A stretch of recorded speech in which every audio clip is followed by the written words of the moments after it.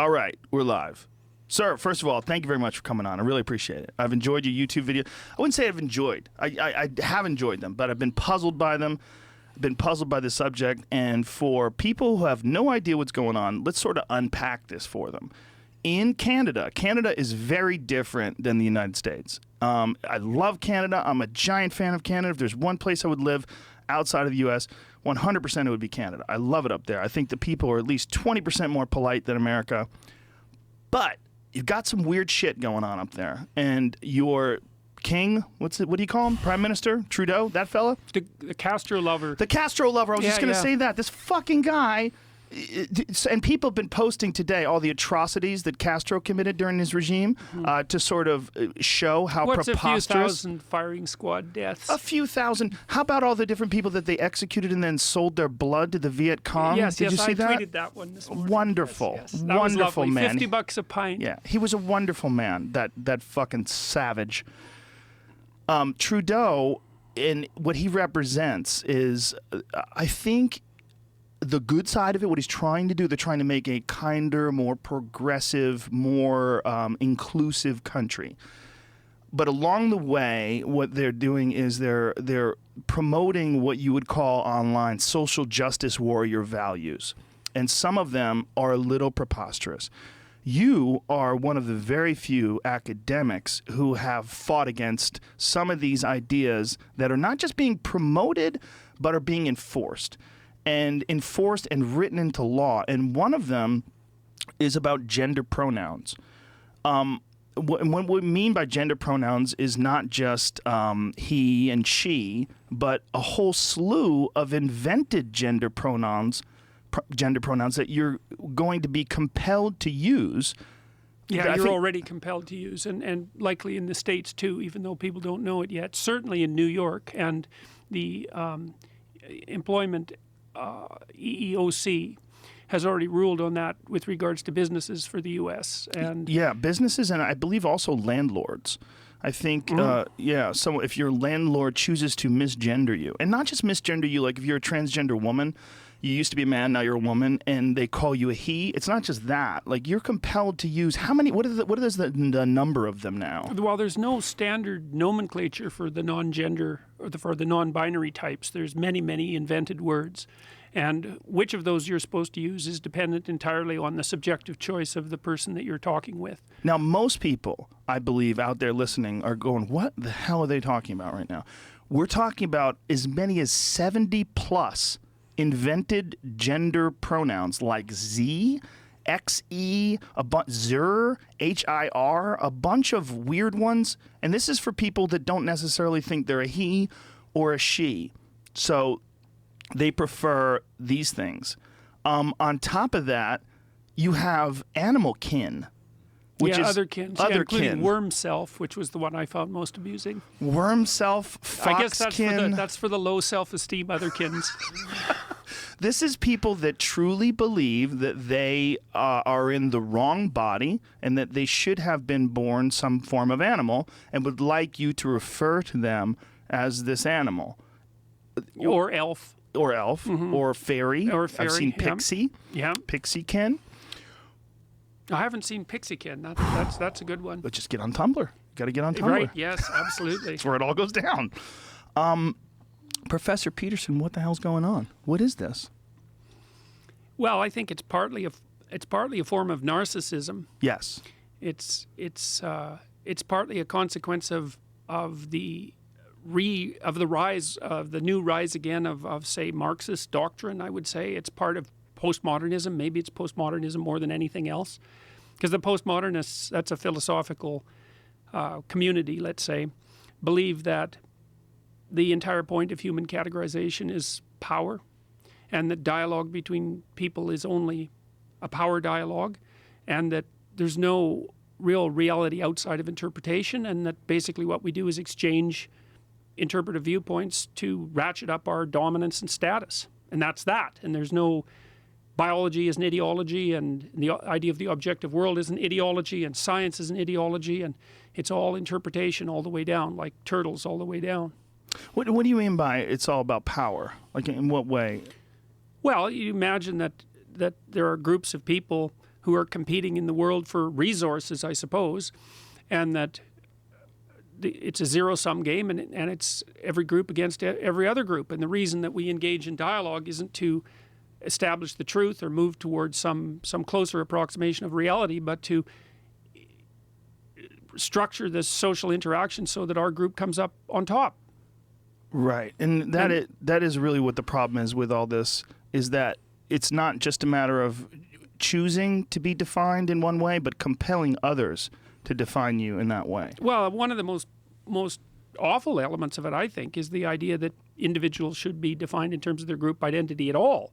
I mean, you could argue, and this is one of these weird inversions that's so characteristic of this chaotic state that we're in, when people originally started fighting against unfair discrimination, and I say unfair discrimination because lots of discrimination is fair.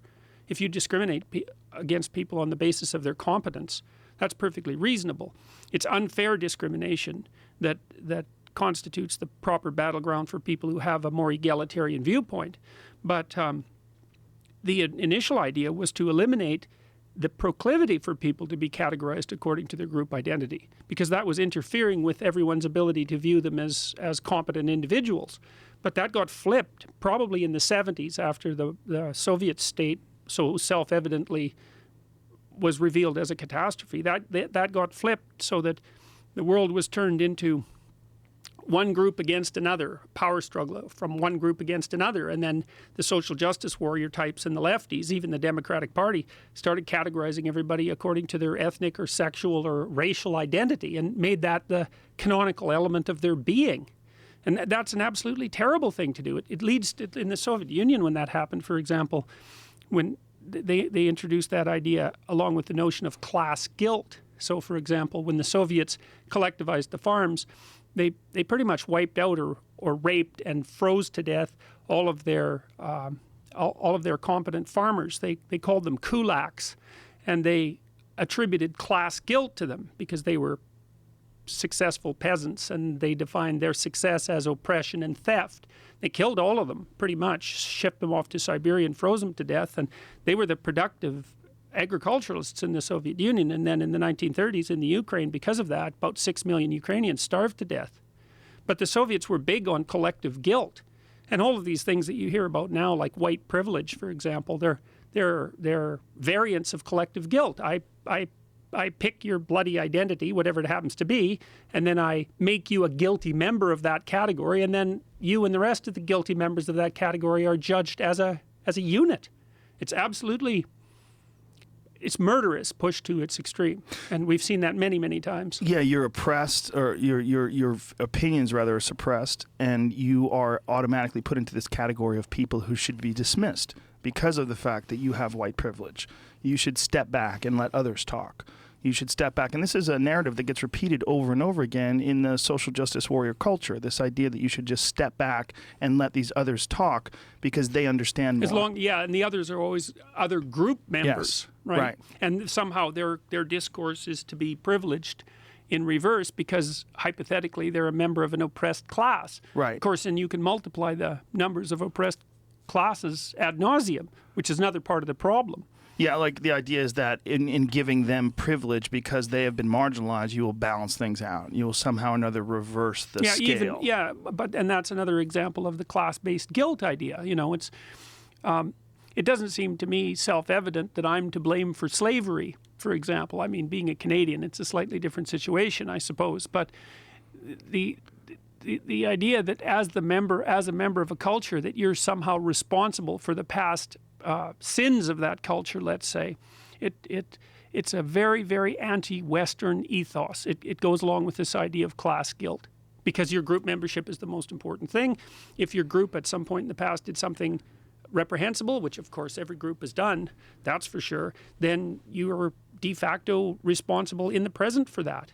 How do you think we got to this point where people are repeating these patterns that were ultimately incredibly unsuccessful and dangerous and deadly in the past, like Marxism, for example? Like, people proudly proclaim themselves as having Marxist ideology. One in five social scientists claims to be a Marxist. How do they not understand the history? Well, why don't you fill people in on how that went bad? Well, the estimates vary, but in the Soviet Union between 1919 and 1959, somewhere between 30 and 50 million people were killed in internal oppression alone. So that's pretty bad. And then in China, which was operating under exactly the same principles, it might have been up to 100 million killed during Mao's time. And of course, Mao is still revered in China, appallingly enough. And Vietnam and Cambodia, and wherever these ideas were implemented, Cuba, wherever these ideas were implemented, the result was absolute mayhem, absolute mayhem. And I think what happened is that the Marxist ideas are actually quite attractive if you're an intellectual, and if you're, I would say, if you're tilted towards compassion from a personality perspective, because they're based on doctrines like from each according to his ability, to each according to his need. And the idea that you should fulfill people's needs, or that society should fulfill people's needs, is on the surface of it an attractive idea. Of course, the problem is who gets to define the needs and who gets to define the abilities. And that really is a big problem. And, well, and then those ideas were put into practice first in the Soviet Union. And Alexander Solzhenitsyn, who wrote the Gulag Archipelago, did a very lovely job of detailing in horrifying detail how those initial doctrines were transformed into legislation, and then how those legislation was transformed into endless genocide, essentially, and almost destroyed the world. Let's not forget that. Partly with the help of Castro, who just died. The doctrines, when put into practice, into actual practice, were murderous instantaneously. Now, what happened? There were always apologists for the left in the West, especially in France, especially among the French intellectuals, especially in the late 1960s. And then when all of the information about what was happening in the Soviet Union came flooding forward, and that culminated, say, about 1973, when Solzhenitsyn's book was published, the French intellectuals changed their tune. Instead of agitating on the part of the working class, which allied them with murderous Marxists, they switched and started to talk about power and to talk about group identity. It was like a sleight of hand.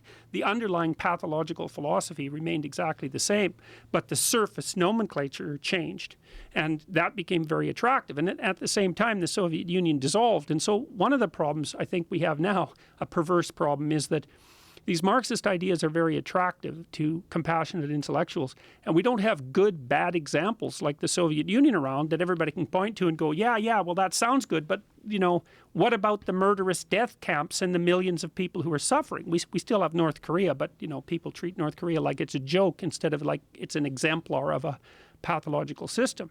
And people have no historical memory. Like my students, and that's partly because they're taught so badly in schools, is they have no idea what happened in the Soviet Union.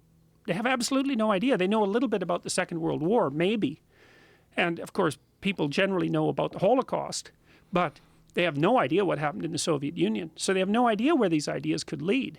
And the universities and the high schools are so full of people who are radically left-leaning that the students are never taught any proper history. They're taught about the evils of capitalism. And it's not like any system is perfect, but there's difference between imperfect and consciously murderous. I think one of the things that you just said that's very important is that it's attractive to compassionate intellectuals, people that, without really looking at what the potential for these laws and regulations, what the negative potential for them is, the underlying inclination to lean towards that is that you care about people, and that you want people to be okay, and you're kind of treating them like they're your children. Yes. And I don't mean that in an entirely sarcastic manner. It's reasonable in some sense to treat other people like people that you love, although it's not reasonable in very many other ways, which is why you don't invite every stranger on the street to come and live with you in your house. I mean, everybody puts up boundaries, and you have to do that. But and people tend more than we ever expected, and I've done a lot of research in this in my lab, that people do tend to vote and think their temperament a lot more than anyone really realizes. And if you're kind, and that's your highest virtue, then you tend to treat people like they're kin, because that's what kind means, right? It's an extension of the word kin. But that doesn't work well in larger groups. You need other principles. And so you look at something like the idea of equity, which is equality of outcome rather than equality of opportunity. On the surface of it, it seems perfectly reasonable to say, well, if every resource isn't distributed absolutely equally to every group, then the system is unfair. And on the face of it, that's a reasonable proposition, but it falls apart under minimal examination. So here's something to think about for everyone who thinks that equality of an outcome is a good idea. It's like, why the hell are you striving for anything then? Because the reason anyone strives to better themselves or to develop a skill or to move forward in life at all is to produce inequality. You're trying to rise above the mediocre masses every time you make an effort at anything. And so everything that we associate positive movement forward to or positive motivation is actually an attempt to render the world more unequal. Now, you're rendering it unequal in a just way, right? Because we might say, well, if you work really hard, you deserve an unequal outcome. Well, yeah, unless you want people to stop working hard. And that was the old joke in the Soviet Union, you know. They pretend to pay us, we pretend to work. So it's so thoughtless. That's the problem. That is a big problem with the phrase income inequality. You never hear effort inequality because effort is not the same. Oh, well, you know, on some campuses, and this is true in California, it's now considered a form of aggression. It's classified under the microaggression to say that hard work is one of the reasons that people accumulate more value, accumulate more property, accumulate more money.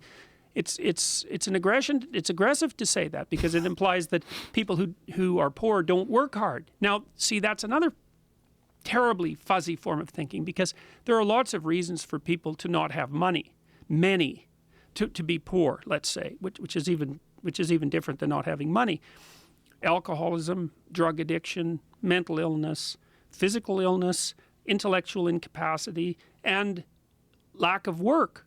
All of those things contribute. Also environmental factors, communities you grow up into, what you're being exposed to. People imitate their atmosphere. You're around people that are constantly in trouble with the law, and you're dealing with horrible environments. There's a lot of factors. Yeah. And I think that one of the things that's really important about having these discussions is that they break down these rigid ideologies that a lot of these kids that are going to these universities are sort of being shoved into. They're being shoved into these ideologies. You're either on the left or you're on the right, and there's very few on the right. There's no open market of ideas when it comes to discussing these things. You're compelled and enforced into certain categories. Jonathan Haidt he's a psychologist at the New York University Business School. He's done a really good job of documenting the dearth of ideological viewpoints, let's say political or temperamental viewpoints, because that's more accurate in the modern university. And it's appalling because along with all this push for ethnic and sexual and racial diversity, which I think is just a mask to enforce a kind of ideological homogeneity, there's no even understanding that ideational diversity is the only relevant value for a university. The rest of it's all predicated, say, on the assumption that if you do select people because of their ethnicity or racial background or gender, that will in and of itself produce diversity of ideas, which is another really pernicious idea because it assumes that, and it's so contradictory, the left describes anything that's associated with the assumption that someone who's female, for example, will think in a female way. They regard that as an unreasonable prejudice. Yet they're perfectly reasonable to say that we need more women in X discipline because they will bring in female ideas. It's like, well, what the hell are female ideas? You can't have it both ways unless you're completely, unless you don't care at all about coherence or consistency, and ideologues really don't because they care about putting their ideology forth. But the idea that you're going to get a diversity of ideas because you have a diversity of class of people assumes that ideas and identity are the same thing, and that's an absurd proposition. In fact, that's an essentially racist proposition. Black people think differently than white people. Some do and some don't, and the overlap is substantive, and the difference between the individuals is far greater than the difference between the groups. I think we also need to make a very clear distinction between discrimination and people that are just inclined to gravitate towards different careers and different focuses. There's a big difference between women being forced out of tech and women being not as compelled to enter into tech careers as men. But yeah, well, the tech issue is a really interesting one for a couple of reasons. I mean, one is that, of course, high tech basically developed after the playing field for men and women was more or less leveled. I mean, that happened in the 1970s. And despite that, there aren't anywhere near as many women in tech. There's far more women in caring professions. And you see that particularly in Scandinavia, where they've done everything they can to equalize the playing field. It's 20-to-1 female to male nurses and 20-to-1 male to female engineers. Explain that if you could, the Scandinavia issue, because it's very interesting what they've done over there and what the results have been. Yeah, well, imagine that there are two reasons that people differ. There are more than two, but just imagine for the time being that there are two. One is for environmental reasons, cultural reasons, and the other is for biological reasons. What happens if you flatten out the environmental reasons, which is what's happened in Scandinavia, is you maximize the biological differences. You don't get rid of them, you maximize them. And so what's happened in Scandinavia is that men and women are more different from a temperament and personality perspective, and also in terms of their interests. They're more different in Scandinavia than they are anywhere else in the world. Now, what have they done to try to flatten things out, as you say? Well, they've transformed their social policies so that men and women have as close to equal opportunity, say, as any society has managed. But that hasn't produced the hope for equality of outcome. Quite the contrary. In many situations, it's exaggerated it. And you could say that that's actually okay, is that what you want is to have a society where the genuine differences between people are free to manifest themselves. So, for example, if you have 3 or 4 kids, say, the kids are going to be different from one another genetically. That's why they're not identical twins. They differ genetically. And if you set the environment up so that each child is supportive, the children actually turn out quite differently. Now, if you're an absolute brute and you beat them and you abuse them, then they'll all turn out the same because there's tremendous environmental influence on them then. But if you form an individual relationship with each of them and allow their strengths to manifest themselves as they will in a supportive environment, then the kids are going to turn out very different.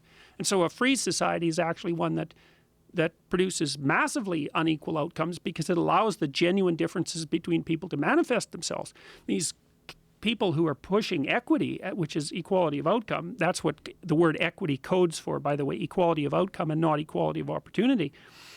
I don't know what in the world they do with regards to the fact that a very large number of professions are, high quality, high pay professions are female dominated. Physicians, for example, psychologists, any of the disciplines that have to do with human care are almost inevitably dominated by women, and that's increasingly the case. Is we're supposed to stop that? Is that also a sign of oppression? We're going to force women to do things they're not interested in? Well, there's also a very disingenuous way of framing it here in America where people consistently, even the President of the United States, Obama, was talking about income inequality. And the way they frame income inequality, they talk about the 79 cents to the dollar. But what they don't discuss is that we're talking about completely different careers. We're not. The way they frame it, they frame it as if two people are working side by side. One is a man, one is a woman. They're both doing the same job. The man makes $1, the woman makes 79 cents. Yeah. That is not the case. Well, it's typical of ideological conversation because what happens technically, like imagine that we talked about poverty a few minutes ago and we said, well, there's many, many reasons that one person might have more money than another. There are many, many reasons why women might make less money on average than men. There are small businesses that women run, for example, make far less money than small businesses that men run. But that's partly because a lot of women run their businesses part-time because they have kids. It's also partly because men do all the horrible, dangerous jobs, the ones where there's a high chance of dying. Men are much more likely to work outside. Men are much more likely to move in pursuit of a career opportunity. There are lots of reasons that men and women differ in terms of their income. But if you're an ideologue, you can only handle one variable. Oh, men and women measured en masse don't have the same incomes. Therefore, the system is corrupt. Right. Jesus, how much thinking does it take to come up with a theoretical scenario like that? It's so boneheaded, and it just pushes the ideological it just pushes the ideology forward with no thought. Now, as a professor, why is this sort of objective reasoning and really absolutely honest assessment of this situation, why is this so rare amongst professors? Why is this so rare in universities? Why is this such an unusual subject? Well, I think the reason is that when people first encounter a complex topic like income differences, it's like, imagine you were drawing a map of a territory and you don't know the territory very well. The first thing you do is just roughly sketch out the shapes of the continents.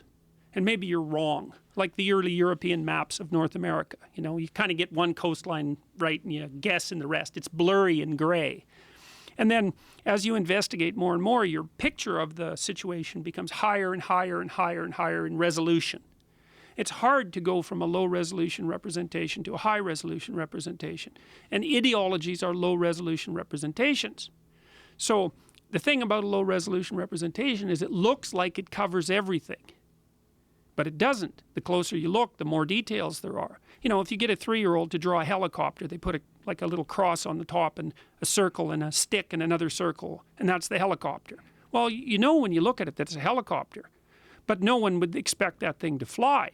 If you want to change that into a real model of a helicopter, you have to increase your focus and concentration on every single element of the entity, and that takes a tremendous amount of cognitive effort.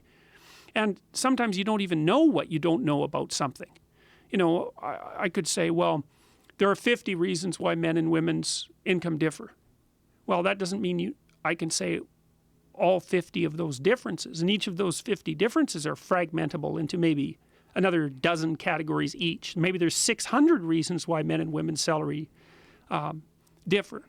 But you have to spend a tremendous amount of time paying attention and thinking to build your model of reality into that level of resolution. And basically what you do is default to temperamentally influenced ideologies. They give you a 1-bit answer to everything. Why do men and women's salaries differ? Oppression. It's always the same thing. And it makes you feel like you know something.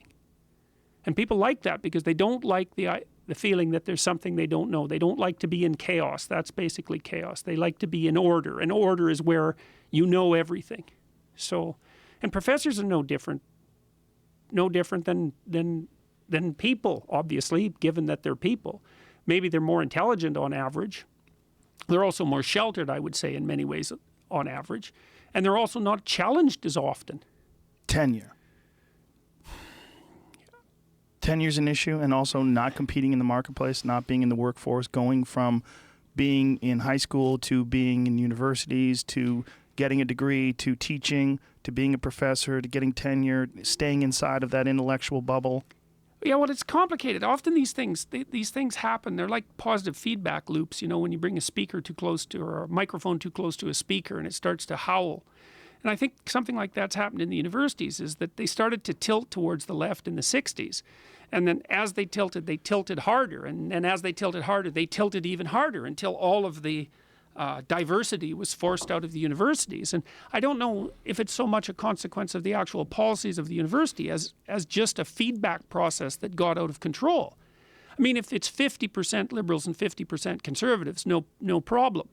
But if it's 70% liberals and 30% conservatives, maybe it rapidly goes to 99% liberals and 1% conservatives. Is that what it's like right now? I mean, when you look at the University of Toronto, where you are, what is the number, if you had a guess? Well, it would depend to some degree on the discipline, but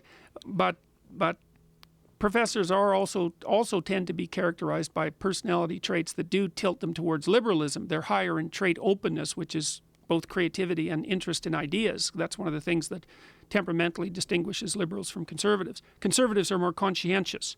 They're more orderly and industrious. Liberals are more open, so they're more interested in aesthetics and ideas. And of course, being interested in aesthetics and ideas does tilt you towards an academic career.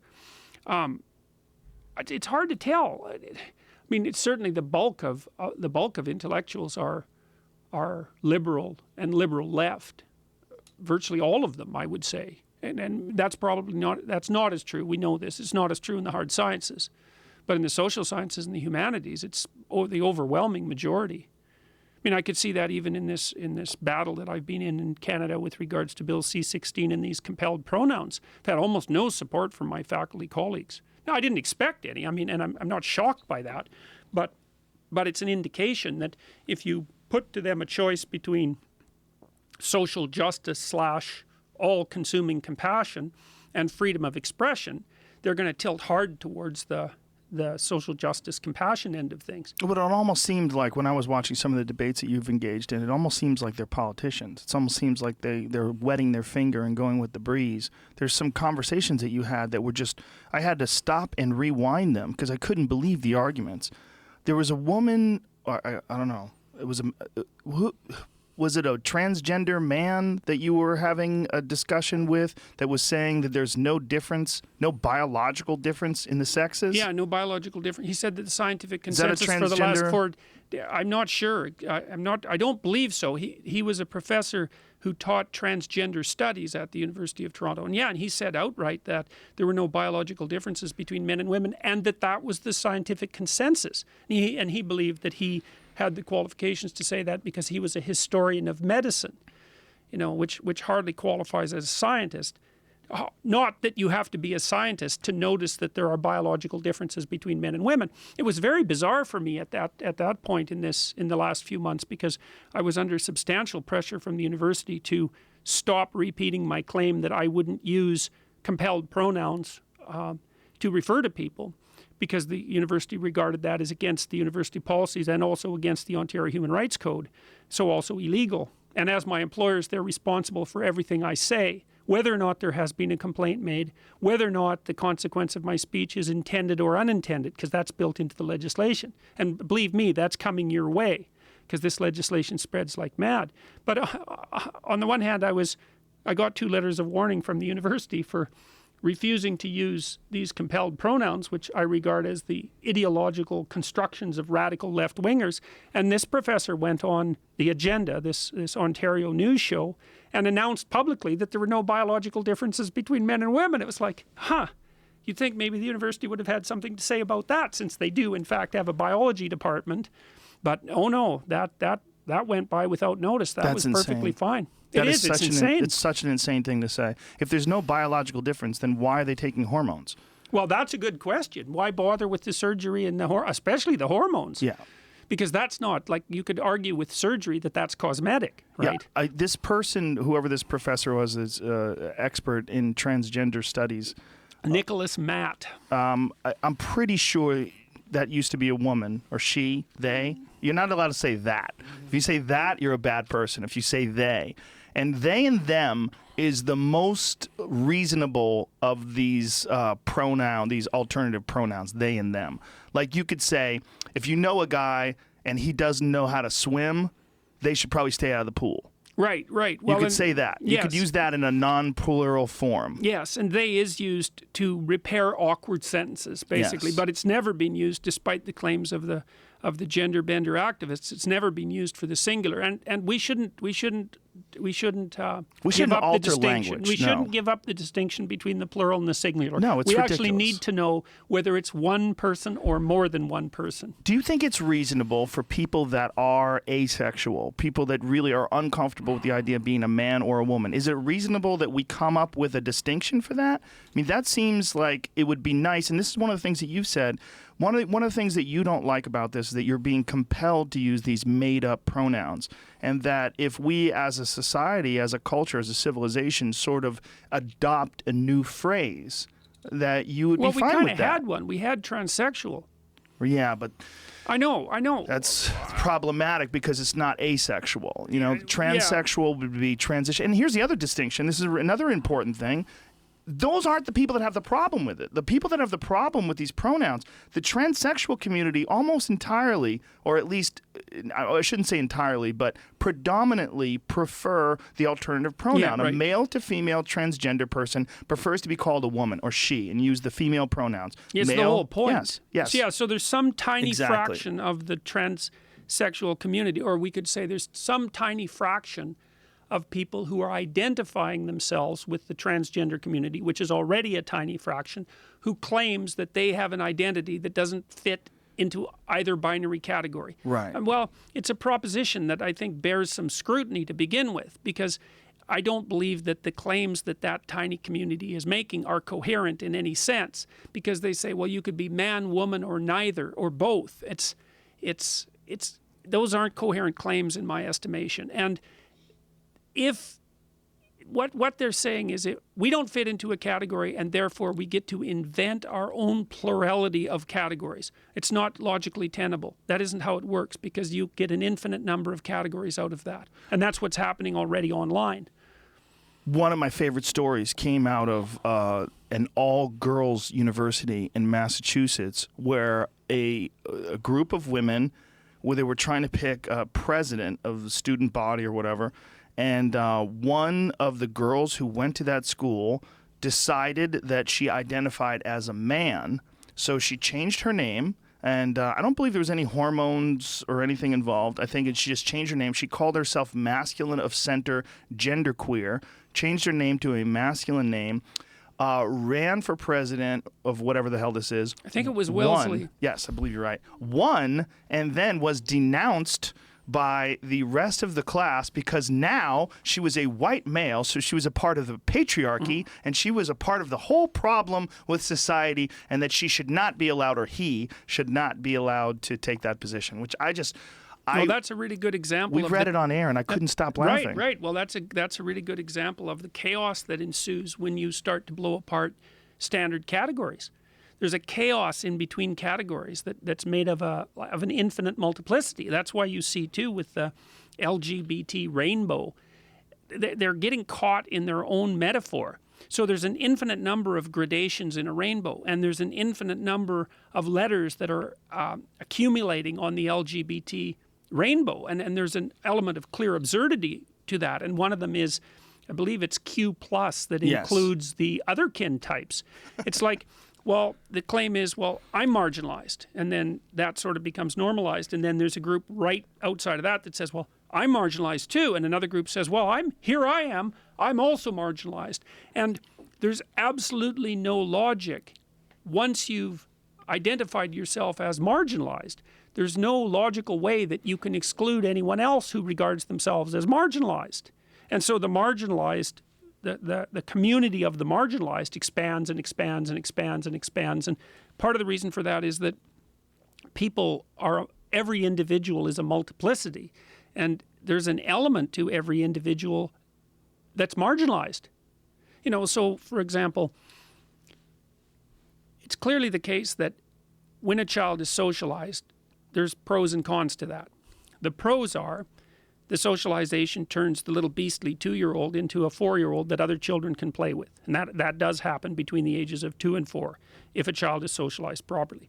And then what the child does is kind of turn into a clone of everyone else so that he or she can benefit from being able to interact with everyone else. Now, that builds up a certain amount of individuality, because kids learn to talk and they learn to play and all that. And it destroys a certain amount of individuality. So everybody sacrifices a certain portion of their peculiarity to become a socialized creature.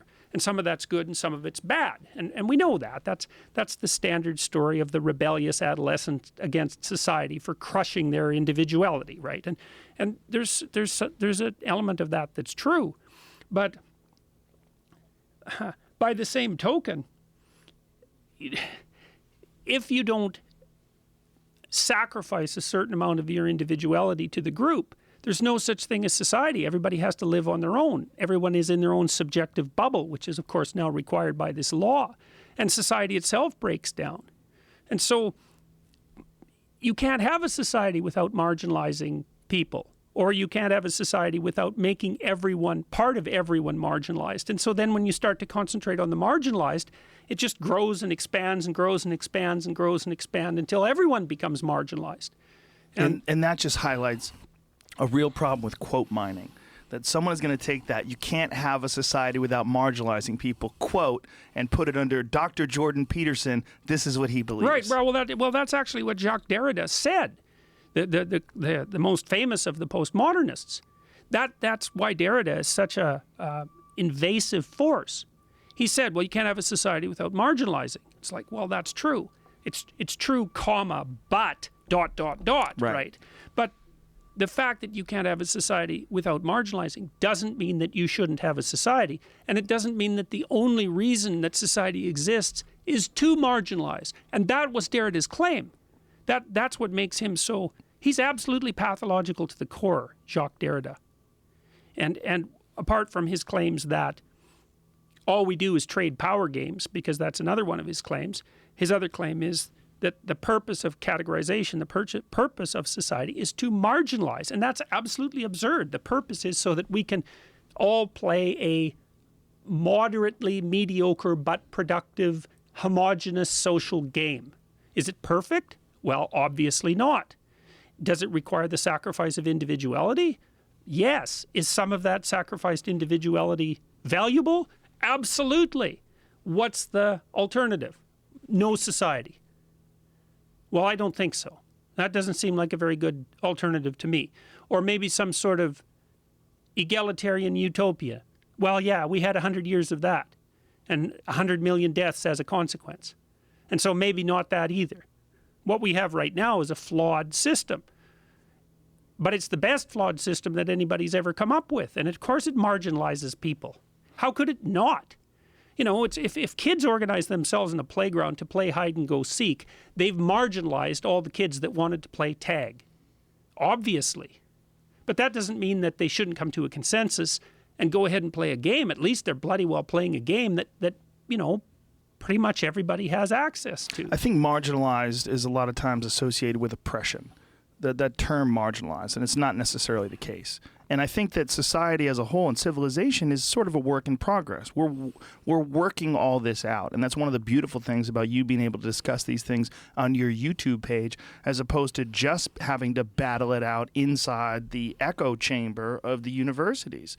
You're able to express this stuff out in the world where people like me that are 49 years old and aren't in college have a chance to read this and see like, wow, what is this guy going through over there at the University of Toronto? And then you start to examine the laws and you start to look at what's going on here. And this egalitarian utopia idea, it's beautiful in its concept that we should all be able to get along and everything should be equal. The problem is it defies human nature. It defies the 200, 300,000 years of DNA that we have bouncing around inside of our bodies that demand certain types of behavior. And I think it's so important that we discuss these things. And I think that society and civilization as a whole, this thing that is ultimately in this growing state, this constant state of improvement and objective interaction. I mean, there has to be some sort of discussion. One of the problems that I have with the so-called social justice warriors and with this movement is that they're enforcing a certain type of thinking and behavior, and they're incredibly aggressive about it, hence the warrior term. Yeah, well, I think a fair bit of that is grounded again in temperament, which is quite comical. I mean, one of the things that our research on political correctness indicated that this trait, agreeableness, is a good predictor of holding politically correct views, and also that being female is a good predictor of holding politically correct views. And I think part of the reason for that, and the warrior aspect to it too, is that agreeableness is a maternal instinct trait, roughly speaking. And, you know, human beings have very powerful maternal instincts. That's true for women and for men, because men are very involved. Male human beings are very involved in the raising of their children, which makes them quite different than many large animals. On the one hand, if you're very maternal, you're very compassionate and protective of those that are within your kin boundary. And you can try to include more people in that if you want. And that's the political goal.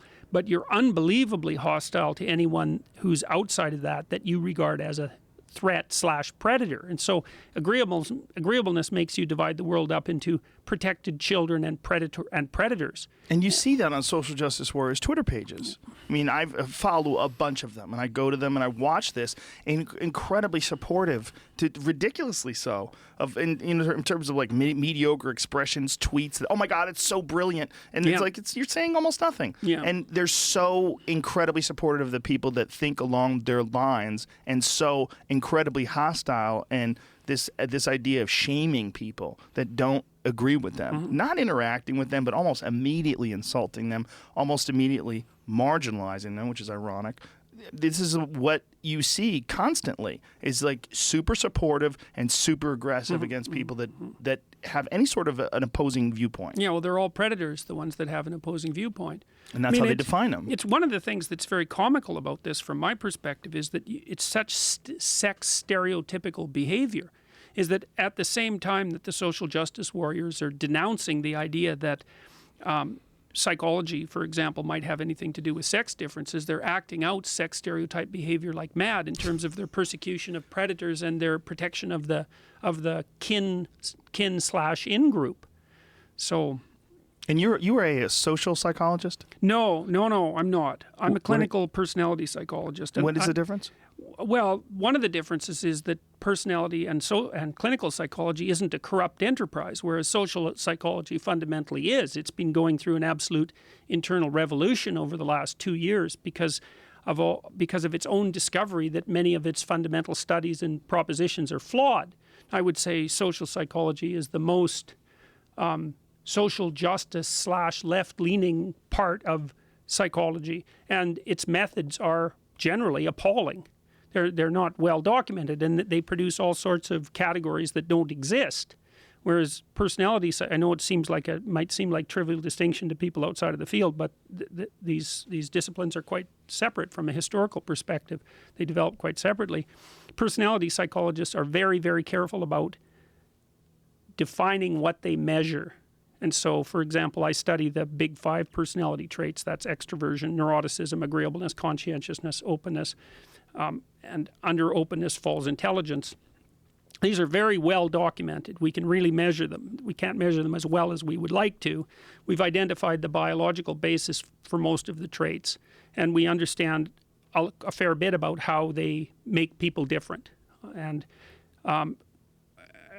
personality psychologists have been very, very careful about measurement, whereas social psychologists are, as a general rule, very, very cavalier about their concepts, and that's led to a tremendous pollution, I would say, of the psychological literature.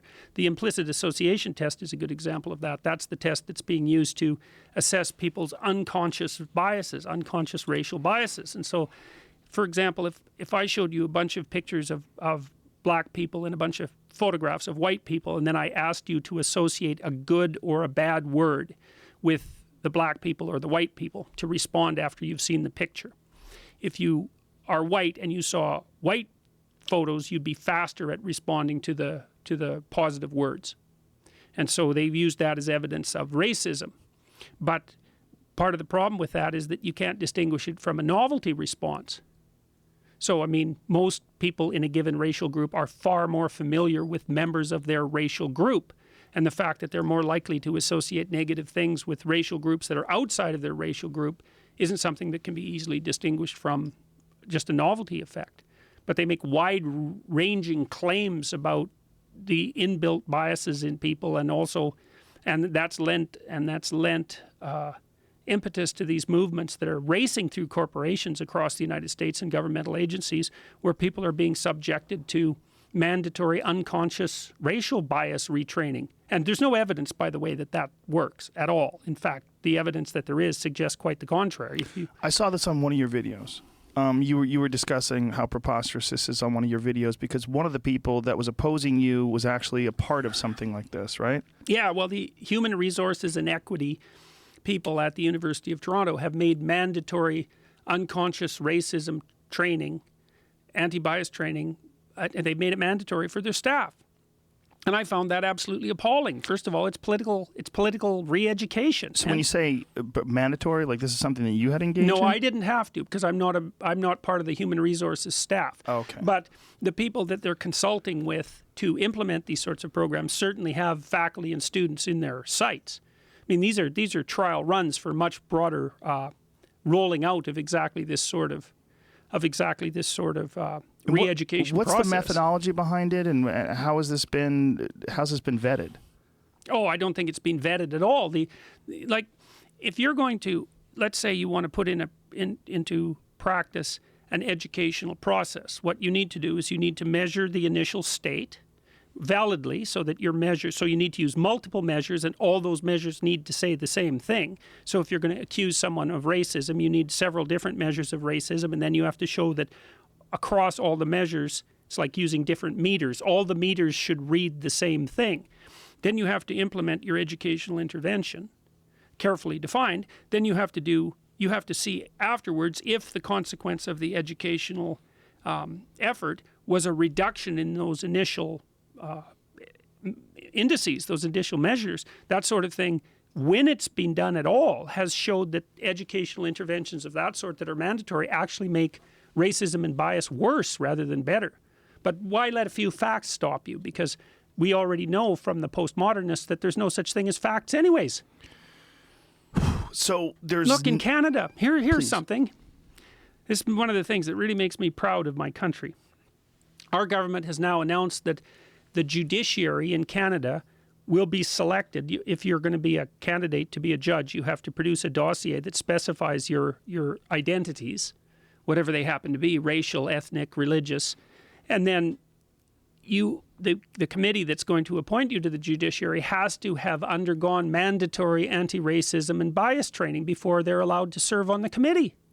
So basically, we've set up a situation in Canada where the people who select our judges have to go a kind of indoctrination that has no validity from a scientific perspective before they're allowed to select our judges. Now, who's enforcing this? Where did The this come Justice from? Minister. But The where Federal did Justice Minister. Where did this program come from? Oh, Like, who there's is- all sorts of people who are offering these programs now. And so it's what do- become a growth industry. But what is their qualifications?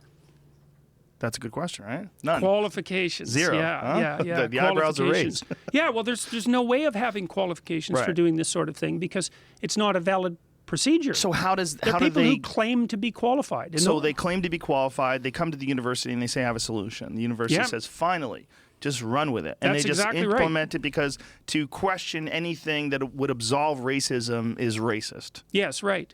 Yes, and they did that in collaboration with the Black Liberation Collective, which is Explain that one, because that one's adorable.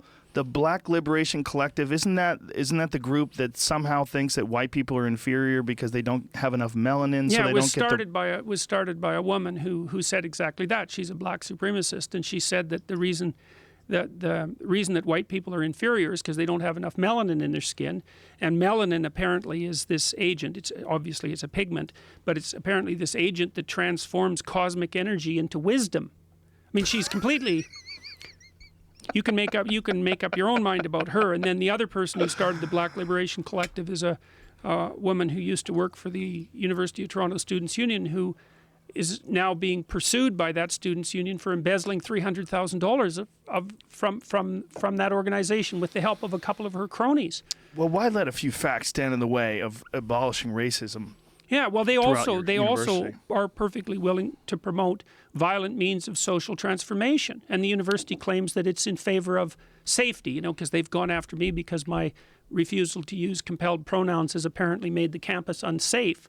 But they're perfectly willing to take advice from the Black Liberation Collective, and not only are they willing to take advice from them and not disavow them despite their support for violent means of social revolution, they're also pushing equality of outcome on their employees. And the people who taught their mandatory anti-racism and anti-bias training program said outright in their training material, which I have copies of, that any institution that doesn't have equality of outcome as part of its characteristic at every level of the power organization is corrupt and should be restructured. But that pales in comparison to my refusal to use compelled pronouns, obviously. I just don't understand how this gets so far. I just don't understand how no one has, there's no rational thinking involved in the administration and the people that are implementing these ideas. I just don't understand how it gets to the point where... things get to terrible places one tiny step at a time. You know, if I encroach on you and I'm sophisticated about it, I'm going to encroach 2 millimeters. I'm going to encroach right to the point where you start to protest. Then I'm going to stop. Then I'm going to wait. Then you're going to calm down. Then I'm going to encroach again right to the point where you protest. Then I'm going to stop. Then I'm going to wait. And I'm just going to do that forever. And before you know it, you're going to be back 3 miles from where you started, and you'll have done it one step at a time. And then you'll go, oh, how'd I get here? And the answer was, well, I pushed you a little farther than you should have gone, and you agreed. And so then I pushed you a little farther than you should have gone again, and you agreed. And if anybody's interested in this sort of process, and this is a horrifying book, if you want to read about how this process works, you can read a book called Ordinary Men by Robert Browning. And Ordinary Men is about, Browning was interested in how the Nazis trained how they trained people to kill, basically. And so Robert Browning studied this police battalion. It's a very interesting book. So these were middle-aged German men. So they were raised and educated really before Hitler came to power. So they weren't indoctrinated Nazis. They were policemen. And when the Nazis went through Poland and then needed to impose their brand of order on Poland, they brought policemen in. They brought this battalion of middle-aged policemen in.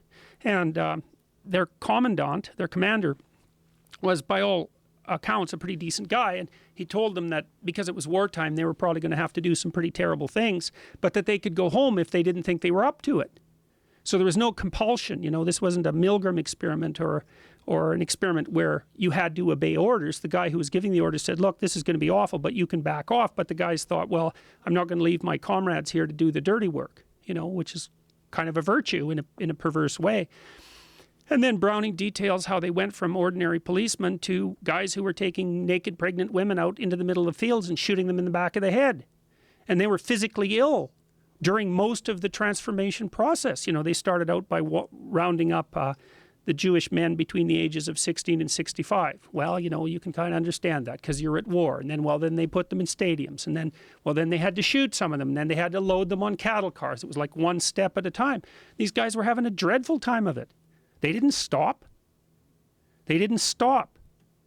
And so that's how things get to where they are now, is that, I know they're not at that point, and I'm not trying to make the case that they're at that point. Well, you're one of the first people that's sounding an alarm, that there's a real issue with controlling people. There's a real issue with controlling dialogue, controlling the way people communicate, and that these ideologies, although seemingly innocuous, they can take you down very dangerous roads. Yes, well, seemingly innocuous ideology. Those words, innocuous ideology, those words do not go together. There are no innocuous ideologies.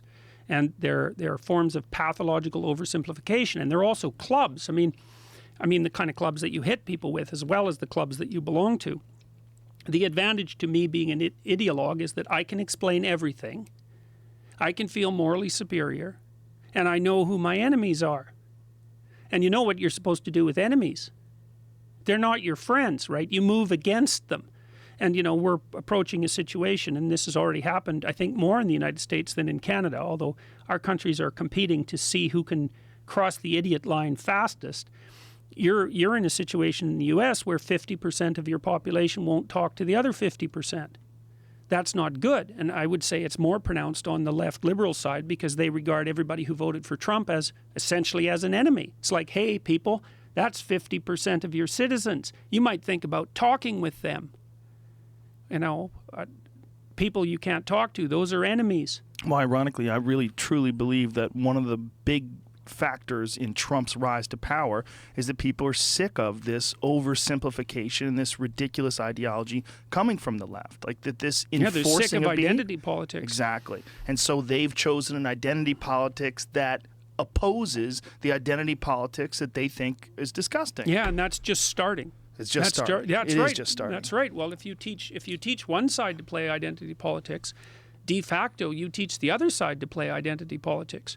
And I've seen more and more people who are center people, as far as I'm concerned, pushed to the right because of the continual insistence that by their mere existence they're part of the perpetrator group. Just by being a white person who is somehow or another successful, you are a privileged person, you're part of the elite, you're part of the 1%, you're part of the problem. Yeah, you're part of the oppressors. Yeah, absolutely. You're an oppressor by being just a person with a home in the suburbs. Well, and it's also extremely annoying for people who've worked really hard and who've made the requisite sacrifices to become successful along some dimension, to have that immediately attributed to their oppression. Yes. And it's not obvious that that's something we want to do. It's like, for the social justice warrior types out there who might be listening, It's like, are you really willing to say that every single person who's accomplished something has done that as a consequence of oppression? That's again what the Soviets claimed with regards to the successful peasants just before the 1920s. It's like, well, the peasants weren't emancipated. They were serfs until about 30 years before that. They were serfs. They were basically slaves. And some of them had clambered up to the point where maybe they owned their hut and a cow and could, employ someone. Well, the Soviet claim was, well, that's all theft. You got that all because you're an oppressor. And so then the Soviet intellectuals went into the villages. And just imagine how this happened. So imagine a village, a small town where everyone knows everybody. And there's maybe 10, 20 people there who are moderately successful. Okay, and so you can imagine that those 20 people have like 100 enemies at the bottom of the socioeconomic distribution. Useless, horrible people who are jealous and resentful about the fact that these people have been successful. Okay, so now the intellectuals come in and say, property is theft, success is oppression. And then they look for the people in the village who are willing to move against those 20 successful people. Well, those guys at the bottom, those 100 resentful, jealous, murderous people at the bottom, they're just waiting for an opportunity to go kick down some doors. And that's exactly what they did in the 1920s. And as I said, they wiped out all their productive peasants. And then 6 million Ukrainians starved to death. They had posters. The Soviets produced posters in the 1930s that said, essentially, don't forget, it's wrong to eat your children. So, whoa. Yeah, whoa. There's nothing about there's nothing that you can imagine that's horrible enough so that it matched the reality of what happened in the Soviet Union between 1919 and 1959. And, the West knew about this too. Early, Malcolm Muggeridge in the 30s was documenting for England, for English newspapers, exactly what was going on in the Soviet Union. The bloody intellectuals didn't admit it till the mid-70s, with the exception of people like George Orwell. So, why do these patterns repeat themselves? What is it about human beings? Well, we like things simple. We like things simple. So, and you often, like, a simple explanation is a good explanation unless it's too simple, but distinguishing between simple and too simple is no easy matter. We like to know who's our friend and who's our enemy, and we like the feeling of unearned moral superiority. And then unearned moral superiority. Yeah, that's the why the earn it, man? Especially when there's no such thing as earning anyways.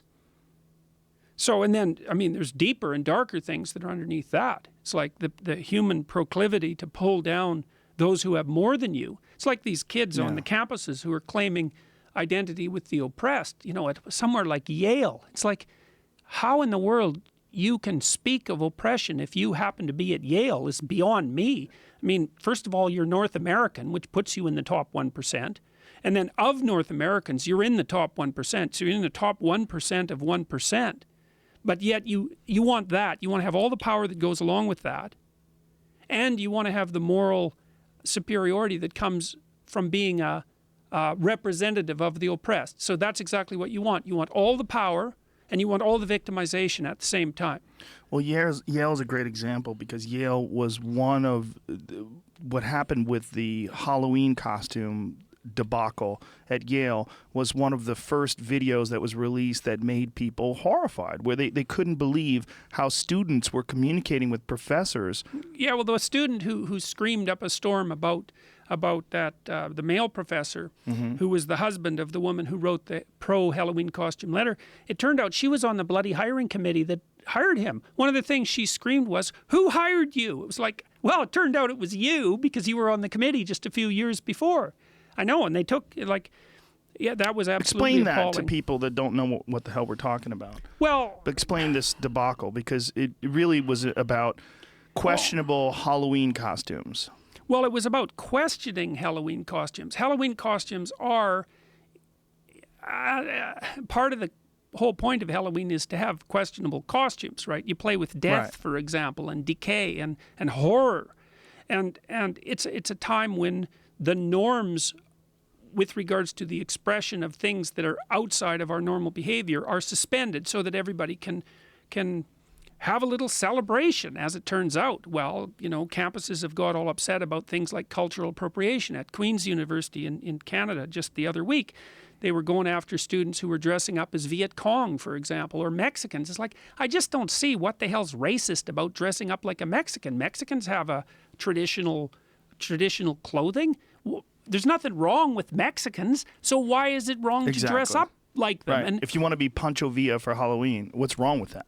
Well, you can regard that as an homage just as much as a denigration. It's Absolutely. like, why is that such a problem? Right. But anyways, it doesn't matter because nothing's too trivial to be a problem to a social justice warrior, and because they don't like to deal with real problems. And Yale went after Halloween costumes. So this woman wrote a letter saying maybe we should just relax about this stuff and don't put restrictions on what people wear for Halloween, but let people decide what is and isn't offensive. Yes, and many Halloween costumes are offensive. That's the point. But her letter was really reasonable. Yeah, it was perfectly reasonable. It was like an adult wrote it. Yes. Yeah, and all hell broke loose. All hell broke loose. And she ended up quitting. And I think he did. Did no, he I don't leave? think. I don't think he left. But she did. Seeing him bow down to this woman screaming at him, swearing in his face, was so disturbing. It was so humiliating. I felt so humiliated for him because she was screaming, "This is our home. What the fuck are you doing? You're not making this safe." And it's not her bloody home. The university's not a home. Right. It's not a safe space. It's not a secure space. None of that. And if that when a university isn't a home, that's not what it is. It's a place to be confronted by, I would say, often horrible ideas. You want to learn about history? You think that's going to be safe? Do you know what human history is like? It's an endless bloodbath with a certain amount of hopeful progress underlying it. It's a horror show, and great literature is like that, and biology is terrifying, and physics is terrifying, and you want to be safe. It's stay home with your mom, stay home with your dad. Don't come to university if you want to be safe. Because don't even go outside. No, well, if the university is going to make you safe, then it ceased to be a university. So one of the things I try to do in my class, I have this class called Maps of Meaning, which concentrates on atrocity, basically, on Soviet atrocity and Nazi atrocity mostly. And what I try to do in the class is to teach my students that had they been in Nazi Germany in the 1930s, they would have been Nazis. And had they been offered the opportunity to be an Auschwitz camp guard, then maybe they would have leapt at it. And maybe they would have been in the more sadistic proportion of the Auschwitz camp guard population. You think that makes you feel safe? It doesn't make you feel safe to know that Nazis were humans and you happen to be one of them. And so I think that educators that tell students that they're offering them a safe space are doing them a profound disservice. And I'm a clinical psychologist, and here's one of the things you do to make people less afraid. You don't make the world safer. What you do is people tell you what they're afraid of, and then you break it into little bits so that they can go confront them. So maybe they're afraid of going to a party, and you break that down. You say, well, do you know how to introduce yourself? And they say, well, I don't really even know how to shake someone's hand. And so then you practice having them shake their hand and introduce themselves, because maybe they weren't taught by their half-witted parents when they were young, because they were ignored. And so then you say, well, maybe you can go to a party for half an hour and all you have to do is introduce yourself to 2 people, and we'll call that success. And you build up their competence and their confidence one step at a time. And what happens, the clinical literature indicates quite clearly, is you don't make people less anxious by doing that. You make them braver. It's not the same thing. You don't make the world and its horrors smaller. You make the person and their capacity to deal with horror larger. You encourage them. You strengthen them. That's what you do at a university. You arm people with arguments. You hone their intellect. You help them learn to write so they can marshal their arguments. You help them learn how to engage in intellectual combat, because that's better than engaging in real combat. And you make them hard and strong. You don't mollycoddle them and make them safe unless you're their enemy, unless you're trying to devour their spirit. And that's what we have in the universities. We have the reign of the Oedipal mother whose answer to everything is, oh, just come a little closer, dear, and I'll protect you from the world. It's just like Hansel and Gretel's, the witch in the Hansel and Gretel story. Well, my house is made of gingerbread. Just come in here and everything will be fine. Well, she feeds you candy to fatten you up so she can eat you. That's the archetype of a modern university. When did this start? When did the trigger warnings? When did the safe spaces? When did all this emerge? Well, it has its roots in the student radicalism of the 1960s, especially the far left radicalism. It really popped up in the 1990s, in the early 90s, when I was teaching in the U.S. at that point. And which university? I taught at Harvard from 93 to 98. And there was a fair push for political correctness, especially in the early part of the 90s. But it got pushed back down and disappeared and went underground. It went underground is more accurate. And then it's just come back with a vengeance in the last 5 years. And I think it's partly because we have all these radical left political activist departments at the universities, women's studies being at the top of the list, that have done nothing for the last 30 years. It's even longer than that now. It's almost 40 years, 30 years, let's say, have done nothing but produce a never-ending stream of ideologically minded counter-civilization political activists. And that's all subsidized by tuition and by the public purse. And that's another thing we really got to ask ourselves, is why the hell are we subsidizing revolution? Why are we doing that? It's crazy. And it's dangerous. It's dangerous. What exactly is going on with women's studies that you believe is fostering revolution? Well, you go on their websites and read what they say. I mean, first of all, for the women's studies types, and this is what would you call it? False anthropology. There's this idea that way back when there was a feminist paradise, and that would be like noble savage mode of living where everything was egalitarian and women dominated. It was a matriarchal culture. And that was put forward by a UCLA anthropologist named Gembutes. I can never pronounce her name properly, but I think I got it. And then that was overthrown by patriarchal institutions, essentially starting at about the time, say, of Judaism. And that was all overthrown, and ever since then we've lived in an oppressive patriarchy. And now that's what our culture is. It's an oppressive patriarchy. So they're pointing to one unsuccessful society that they believe existed, or did it actually exist? No, it didn't exist. There's no evidence for it whatsoever. It's complicated, but it's the telling of a kind of psychological myth as if it was history. Whoa. And anyway, so the basic claim is that Western civilization is a brutish patriarchy, and that whatever positive things it might have managed to accomplish were all accomplished as a consequence of oppression and theft, and that the appropriate thing to do is to restructure it from the bottom up. And they mean that. They mean every single bloody concept. And you can marry that with modern postmodernism and throw in a nice dash of Marxism, and you have the ideological and motivated grounds for social revolution. And I'm just go online and look at a dozen women's studies websites. Just read them. You can see what they say. They produce political activists, and their goal is to restructure the patriarchy. Well, what's the patriarchy? Well, the patriarchy is Western civilization. And what does restructure mean? That's easy. It means tear it down and destroy it. Why? Because it's a brutish system that's predicated on nothing but oppression.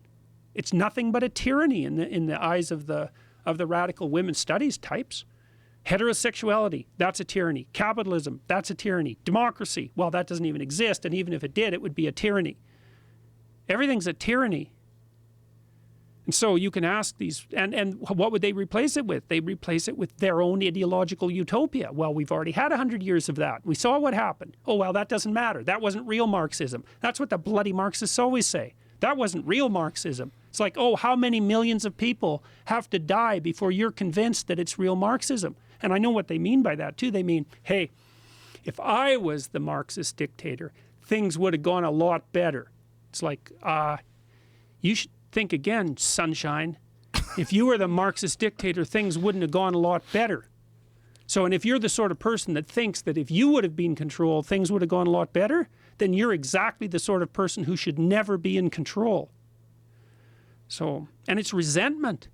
It's horrible resentment, you know. Well, that's an important point, because I think this is something that you've said that I absolutely agree with, that I think a lot of this thinking and the way people are behaving, it seems based on revenge. It seems based on revenge for awkward upbringings, social uncomfortability. It seems like there's something about the way they view the world where they want to get back at people that have literally done them no wrong. It's resentment for the burden of being. It's deeper. It's deeper. I mean, human existence is characterized by a fair bit of suffering. You know, we're limited creatures and life is very hard. Everyone dies. Everyone you love is going to die. Most of the things you do, all of the things you do will eventually fail. You know, suffering is a certainty, and it's very easy for people to become resentful about being, about existence.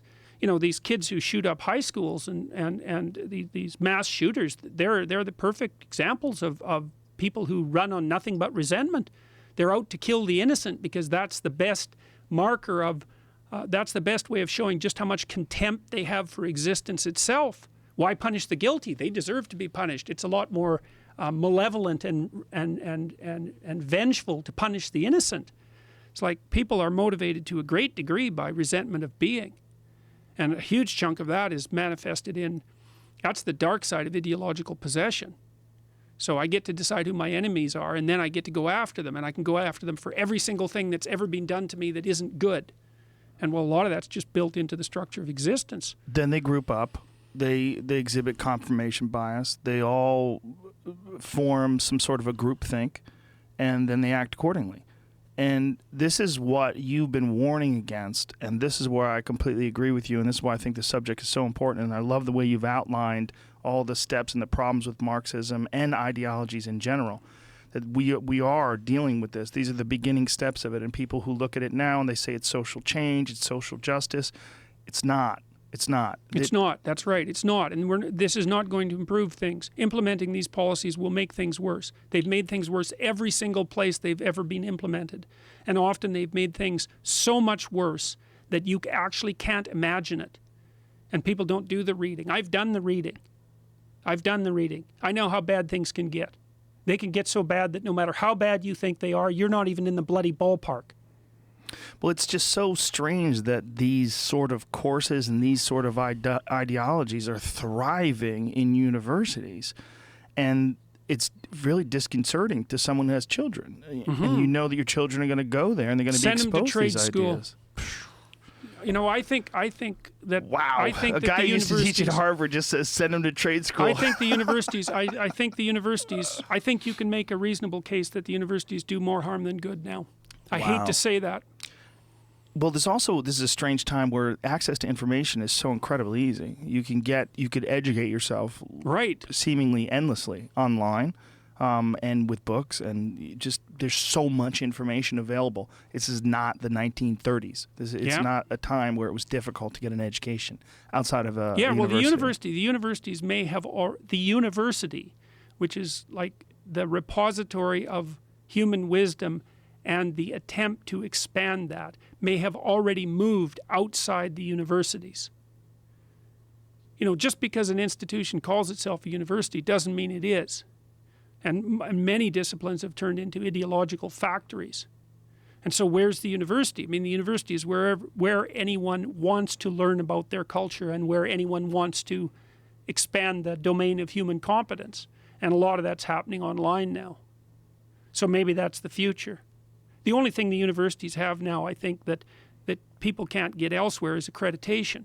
But they're doing everything they can as fast as possible to make their accreditation valueless anyways. So, yeah, it's a terrible thing to say that the universities may do more harm than good, and I haven't come to that conclusion lightly. Well, there's and I also, hate to say it. I'm sure you do. There's also a gigantic financial stake, the amount of money that you're... Well, and this is especially the case in the U.S. I mean, one of the things that's happened over the last 30 years is that the proportion of university expenditures that's gone to the administration has massively, massively increased.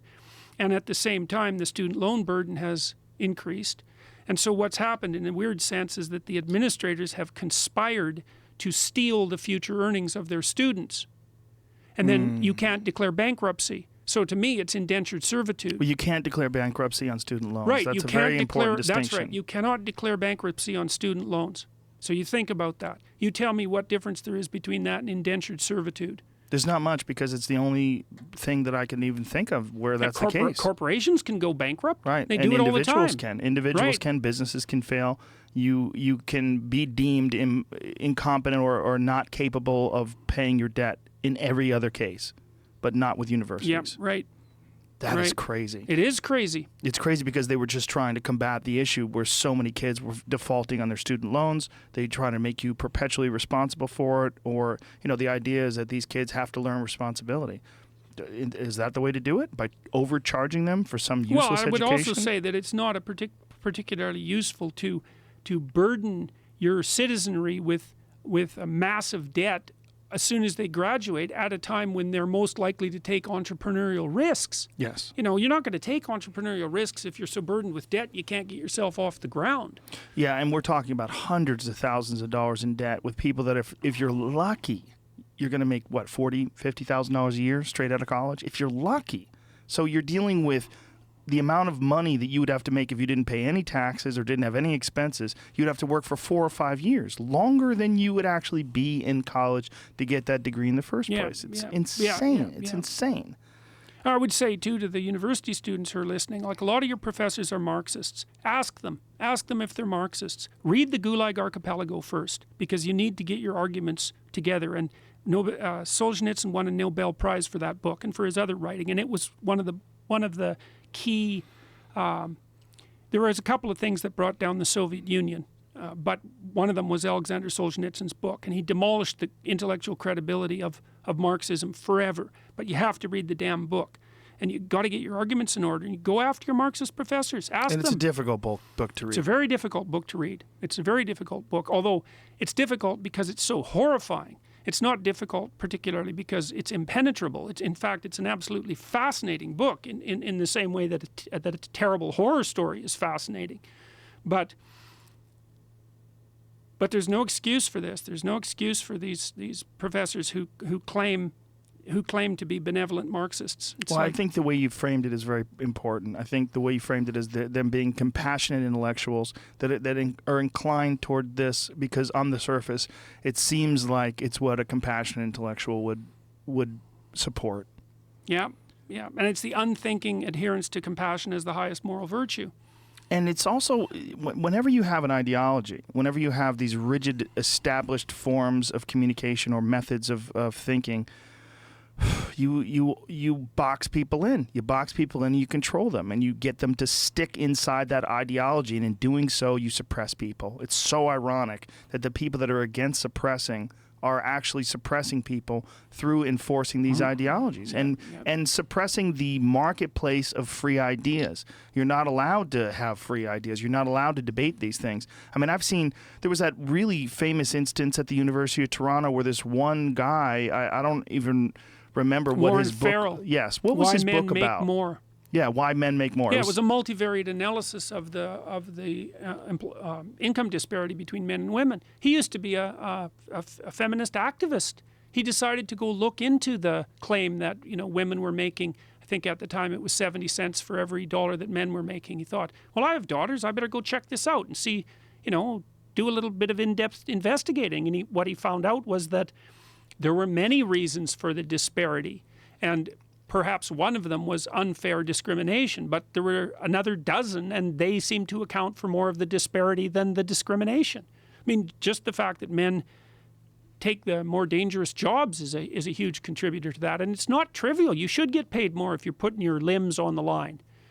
I mean, I grew up in northern Alberta where a lot of young men dropped out of school and went and worked on the oil rigs. It's like, you go try that. Well, maybe you could do it. But, the guys would lose their fingers, they'd lose their toes, it was 40 bloody below up there, and they'd be wrestling pipe in the middle of the bush. I have a friend who does it. I have a friend who does that in northern Alberta. Right. It's horrific. It is. It's tough work, man. And you're out in the bush for 2 weeks. Yeah, when you go outside, there's temperatures where you literally can't be outside of your truck for more than 30 minutes. Right. You have to jump back in the truck, and you're that almost was called dying. life where I grew up. Yeah, absolutely. Absolutely. Yeah, those are very difficult jobs, and they're very high paying because people die. Yeah, they're hard work. And there's not a lot of women taking those jobs. No, and a good thing, too. So this guy, I'm sorry, what is his name again? Warren Farrell. Warren Farrell, who wrote this book, was giving a speech about this book, And the response was so unbelievably violent and crazy and aggressive and also ignorant to what he was saying, ignorant and not wanting to debate the facts, Yeah. but wanting to call him a misogynist, wanting to call this hate speech. And Yeah, that's a favorite, man. And Hate I got speech. accused of that twice in the last 2 months because I don't want to use these compelled pronouns. It's well, like, the one woman in the debate that you had with the other man that I believe is transsexual, yeah, the one woman who was trying to say what is the difference between not using those words and using racial slurs and hate speech to describe these people. Like just the idea that that's a woman who's a professor who's expressing it in that way. What is the difference between not choosing to use made-up pronouns versus calling someone generally accepted racial slurs? Yeah. That they're trying to frame that as the same thing. Well, and the It's so racial- intellectually dishonest. well, the racial slurs are also legal. So what's happening is the law is already such that not using one of these made up pronouns is a crime, whereas using a racial epithet isn't. Wow. That's crazy. That's crazy. So you could use the N-word, No, it's legal, Legal. too. Yes. but you can't you can't have to not say use- zir. Yeah. You have to say Z. Whew. Wow. This is crazy. This is really crazy. This is a bizarre moment in time where It is bizarre. the preposterous nature of it is so undeniable that it's forcing a lot of people. And I applaud you for doing what you're doing and risking your status with the university, risking your support of your peers, and sticking your neck out the way you've been doing with your YouTube videos. Because if you hadn't done that, there's a lot of people who wouldn't be aware of how insidious and what you were describing earlier, the creep, Yeah. the slow creep Yeah. towards pushing forward, waiting for you to object, waiting, and then moving forward a little bit more once you relax. Yeah. Because that's what this is. Yeah. Yeah, and it's been bizarre, I can tell you that. I mean, my son and I counted the number of press articles that have been devoted to this. These are serious press articles. This doesn't count YouTube or radio or TV or any of those things. And I mean, the YouTube coverage has been, I would say, overwhelming. There's been 170 major press articles written about those videos in the last 2 months. And what's the general consensus? Are they going Well, to with begin with, in the first 2 weeks, which was the most stressful part of this for me, I would say the bulk of the press articles ran contrary to my views, and their basic theme was something like, "Why doesn't the mean professor just play nice?" It was something like that. But luckily, fortunately, I seemed to maneuver past that, and then people started to actually read the policies that I was speaking about and started to think about them. And one thing about the press is that they're actually fairly in favor of free expression, given that that's their absolute bread and butter. And so the tenor shifted, and I would say the overwhelming majority of press articles in the last, apart from the first 2 weeks, have been positive. Well, that's great. What you've done in your YouTube videos, which I think is an amazing forum, particularly for what you're doing, is document and describe in great detail the issues with every single one of these problems with no interruption. And I think that's one of the best things about it. The fact that there's not really a whole lot of forums that will give you the chance to express yourself. I've seen some of your videos have hundreds of thousands of views. And there's not a whole lot of forums where you can do that and speak for, they're all like an hour long, right? I know. I mean, it's amazing. It is amazing. YouTube is well, I started posting my lectures on YouTube, my classroom lectures in 2013, and in really bare bones form. They're just an iPad recording of me lecturing. I didn't edit in the slides or the images, partly because that's very time consuming. But then I watched it for about 2 years, and by September of this year, it had climbed to about 1 million views. And then I really started thinking about YouTube, because YouTube was cute cat videos, and Justin Bieber songs for a very long period of time. But it's not that anymore. And that's probably been about 2 years or maybe 2.5 years. But then I realized that YouTube is actually a revolution that's as overwhelming as the Gutenberg press revolution. Gutenberg invented the printing press, and because for the first time in human history, a lecture can have the same reach and the same longevity as a book.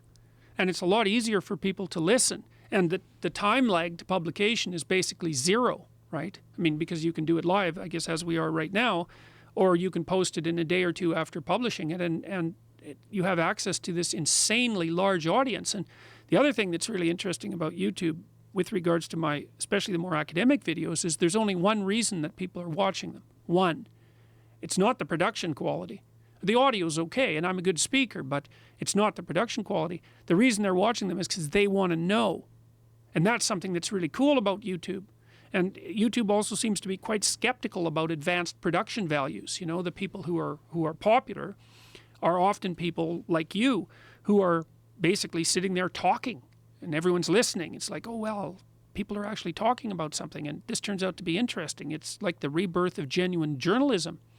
So, yeah, YouTube's God only knows what YouTube is, but well, I think it's the a internet social in general, revolution. I believe you're right. And I think the internet in general is this really new thing in terms of the ability to express yourself. I mean, it's only existed for 20 plus years, and in terms of human history, that's a blink of an eye. And it's only really been used, as you've described, over the last couple of years in this form. And I think it also is responsible, I think, for a great deal of the rise of the popularity of the social justice movement. I think it's a double-edged sword. I think these echo chambers and these people that do find these patterns of behavior that they subscribe to. And I think that's a part of the problem with ideologies in general, is that instead of thinking for yourself, you subscribe to a predetermined pattern of behavior and you lock in, like, this is what I'm supposed to believe, this is what I'm supposed to enforce, this is what I'm supposed to side with, and you go with that. One of the good things about the internet is that it is potentially possible to see contrary viewpoints and analyze them in the comfort of your own home and being by yourself and looking at maybe one of your videos, and maybe someone would come to your, and I'm sure a lot have come to your videos in anger, mad at you, and then listen to your points of view and listen to how clearly you've established all of these positions and what you actually feel is the problem with these positions in a very calm and very rational and a very well-educated point of view. And I think these people, they have the potential to be at least informed, and because I've had lots of letters, obviously, maybe, I don't know, 2,500 letters maybe to my email accounts now about this, and a very large number of them, maybe 200 letters, 150 to 200, have been from people on the radical left who've written to me and said that they can no longer speak, because the authoritarian types, the PC authoritarians, have got so controlling that their once fashionable position is now being deemed unacceptable, and they're alienated and excluded. I mean, you see that happening with feminists like Germaine Greer. I mean, Germaine Greer, who's been banned from campuses, she's not very happy with the idea that being a woman is something that's been reduced to a whim, right? Because she thinks that there's more to being a woman than mere subjective choice. Well, that's no longer a tenable viewpoint on the left, and so people who hold that viewpoint, many of them are feminists, are no longer getting along with the, say, radical gender bender activist types who've got center stage at the moment. So yeah, Christine Summers has the same issue with that. She's a feminist, and she calls herself the factual feminist, and she pushes back against. And what her perspective is instead of embracing these false narratives and running with them as if they're the facts and just using that to reinforce your ideology, she's saying that does feminism a disservice. Let's look at the actual reality of the situation, and let's look at it from a balanced and objective perspective. And she gets so much hate for that. Yeah. The idea of being rational and objective. Well, that's because as far as the postmodern social justice warriors are concerned, those are just code words for oppression. There's no you got to remember this with regards to having these sorts of arguments. When you say objective and rational, that's predicated on your implicit belief that there is such a thing as the objective and there is such a thing as rational. And the radical postmodernists, they do not buy that. Not at all. Not at all. As far as they're concerned, that's just another power game on your part. and built into the laws, like Bill C-16 in Canada now, and the same in the laws in New York City that govern the use of these gender pronouns. Built into the law is the idea that there's no biological foundation for your identity, and that it's all purely subjective. They built that into the law. No objective reality, no biology. That's going to unfold over the next 20 years. Or not. I mean, isn't it possible that these kind of discussions and that your videos and then all the people that agree and all the people that are pushing back against this can have some sort of an effect on this movement? Or do you think it's inevitable? I would say yes. I mean, are you cynical about the future? No. I'm not at all cynical about the future. I am cynical about my ability to predict the future. Like when I was younger, much younger, back in the 1980s, I mean, I was very, very concerned about the possibility of nuclear war. But by about, as we all were. Yes, as we all were, yes. By about the mid-90s, though, I realized that things were in such a state of chaotic flux that the one thing I could be certain of was that no matter what I was afraid of with regards to the future, that isn't what was going to happen. And so I'm not cynical about the future, but I do believe that we're in an unprecedented state of indeterminacy and flux. And God only knows what could happen.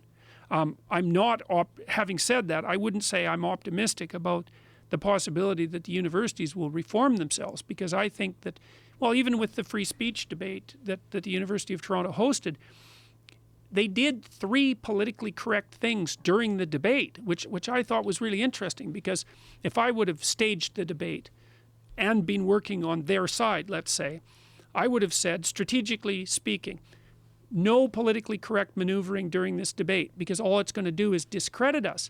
But that isn't what happened. The university opened up by noting that the land on which we were having the debate was once property owned by the original Native Americans, which is something I find abhorrent, because on the one hand we took it, and now on the other hand we want to be friends. It's like, I don't think you get to have both sides of that moral play at the same time. But that's okay. That's how the university opened the debate. And then the next thing that happened was that they announced that there would be counselors waiting outside for anybody who was too traumatized by the contents of the discussion. And then they closed by announcing the Trans Day of Remembrance. But the reason I'm pointing this out is because it just shows you the fact that those things happened. They weren't even strategic. That's just how things are at the university. And they didn't even notice that people were going to turn themselves inside out, noticing that, saying, well, God, this is so biased, I can hardly believe it, which is exactly what happened. That's how saturated the universities are with this kind of thinking. And I don't have any idea what can reverse that. Collective decisions on the part of citizens, A, to stop sending their children there, B, to stop donating money and leaving it in wills, and C, to pressure politicians. Like, in my wilder moments, I think, cut the funding to the universities by 25%. And let the faculty have a war about what's important. And maybe what would be left over was what the university should be. But I really think it's, with the exception of the science, technology, engineering, and mathematics ends of things, I think it's come to that. Don't you think that what you're doing when you're making these videos is, in a sense, branching out away from just a university and teaching online? Because you are. Well, like I said, I think that you could make a case that that's where the university is, because that's where people are going just to get knowledge. They have no other motivation. And this is a new thing, obviously. But at one point in time, so was the printing press. Right. And this new ability to disseminate information seems to me to be more effective, more accessible, more reasonable. Yeah. And it's entirely possible that what we're looking at is the future of education. Maybe. It could be. It could be. I mean, I've been spending a lot of time in the last month or so also concentrating on video editing. And so I spent about 10 hours this week editing about an hour discussion with a Russian Orthodox icon carver, weirdly enough, that I'm going to launch in the next 3 or 4 days. And we discussed things that are very image heavy. And so I've been cutting in a lot of images. And it is a technology that far supersedes I like lecturing, and lectures can be very effective. But basically with YouTube, you can turn your lecture into a documentary. And then instead of teaching 100 people, you can teach 50,000. It's like, that's a lot different. That's a lot different. And It's then a lot it's up there different. permanently. Yes, and that 50,000 can grow and grow and grow. And as it becomes more spread and shared, also the discussions about it become Yep. more varied. Yeah. Well, It's- more than 3 million people have watched some element of this in the last couple of months. And in September, I had about 9,000 subscribers. That took me about 2 years, 3 years to build. And one of my ambitions, which was kind of a tongue-in-cheek and comical ambition, is I thought, I bet I can get more subscribers in the next 3 years than the U of T has students. And I thought, well, that's pretty interesting. It's like all of a sudden I could have a body of students, let's say, that's larger than the entire university. It's like, well, just exactly what the hell does that mean? And the answer to that is, I don't know what that means. Who knows what that means? But one of the other perverse things that happened while I was being warned and cautioned by the university was that my subscriber base grew from 9,000 to 65,000. So now I have more YouTube subscribers than the University of Toronto has students. It's like, so then I think, well, hell, I could do a whole series on Solzhenitsyn. I could do a whole series on George Orwell. I could do a whole series on Aldous Huxley. I could do a whole series on archetypal biblical stories. And half of me thinks, well, if 50,000 people are going to watch each of those and I can turn them into documentaries instead of just lectures, maybe that's what I should be doing.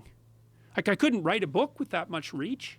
That's crazy reach. It's crazy. Yeah, it's revolutionary. I believe that. I believe it's revolutionary. I believe it is too, and I believe no one saw it coming. And I think it's such a new thing that we're all just sort of starting to get a handle on how to use it and what it's capable of. Yes, well, it was like the internet was for pornography. Well, that changed quick.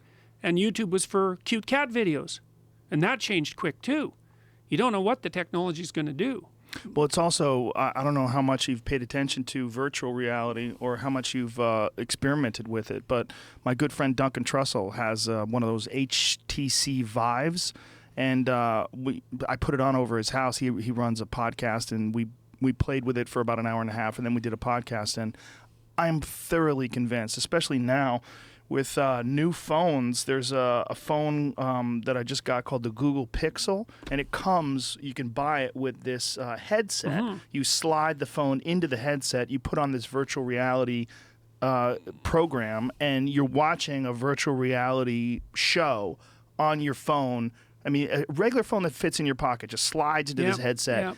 You could do not just a two-dimensional thing where you're showing a lecture and showing images and having a discussion and putting these images in the background or in the foreground and have the audio over it, but rather you could have three-dimensional things where you could show a city, a village, a mountain range. You could show geometric patterns. You could get involved in, it could be used for a million different things, and not just for entertainment, but also for education. Yep.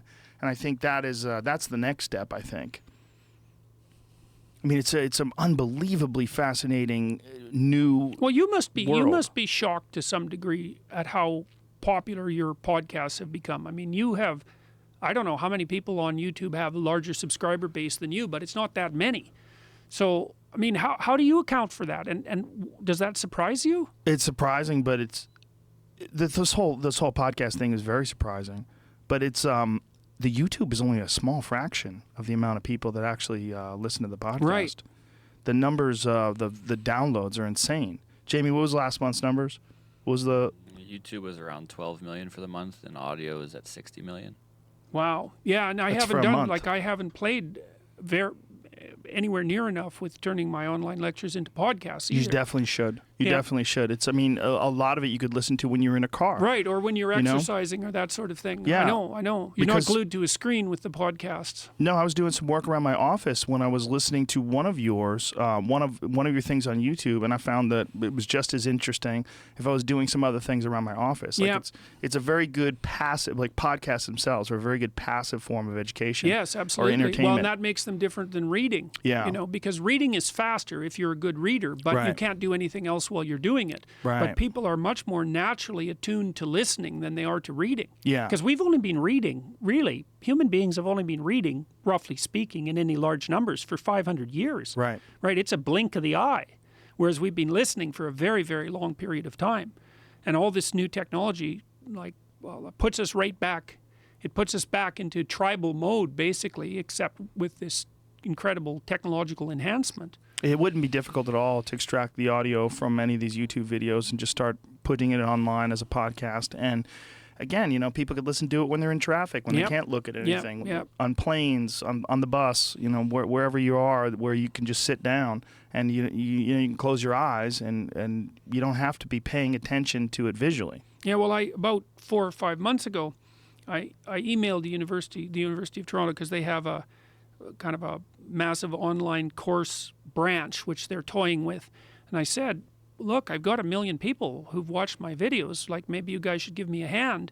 We should do something about this, because I got 1 million people who are watching these videos. It's like that's a significant number of people. It's worth attending to. But perhaps I contacted the wrong people, but I never did get a response. But it's something I'm doing it actively right now, and I think the quality of my videos has improved substantially in the last month. And I really like doing the video editing, although it's very painstaking. But it's definitely... The universities better be careful, because they're dumping their content online as fast as they can. They're going to make themselves completely superfluous. And some smart person, I've been thinking about this for 20 years, is going to take over the accreditation end. Because, all you'd have to do is set up a series of well-designed examinations online and only let a minority of people pass. You have instant accreditation credibility. It's like, here's an entire 3 years worth of psychology courses. Here's the exams. You take them. Only 15% of the people pass. Why only 15%? Why would you limit the number? Because it makes the accreditation valuable. But you would limit the number based on what if you had a much larger group than 15% that were effectively absorbing the information? Well, fair enough. You'd have to toy with the accreditation mechanisms. But I mean, part of the utility in accreditation is that it's inequality. If everyone gets accredited, then the accreditation is worth but nothing. Wouldn't you just make it difficult? Because that's what you do, is make it difficult. Yeah, but it's I mean, just instead a proxy of limiting for difficulty. Right, okay. So you wouldn't necessarily be limiting the number. You would just make it so difficult that the number would be limited almost naturally. That's right. Well, I think I'd probably make it, yes, that's exactly right. I wouldn't limit the number of times people could take the exams. That's a great idea as well. So as long as you hit threshold, I mean, that's what happens often, say, with like if you're trying to pass the bar or something like that. You get to take it a number of times, but you have to hit threshold. Well, Thaddeus Russell, who's a history professor at Occidental, he's doing that very same thing. He talked about it here, that he's building right now an online university. And he is planning on giving out degrees in history through his online university because he's been teaching at universities for a long time, and he has a huge problem also with the politically correct movement. And he was speaking out against this really crazy story where these two kids, adults, got intoxicated and had sex, and because they were both intoxicated, for some reason the boy was described as the attacker and was he was being accused of sexual assault, even though it was consensual, completely consensual, even though they were both, not only did she sent him text saying, do you have condoms? Come on over. We're going to do this.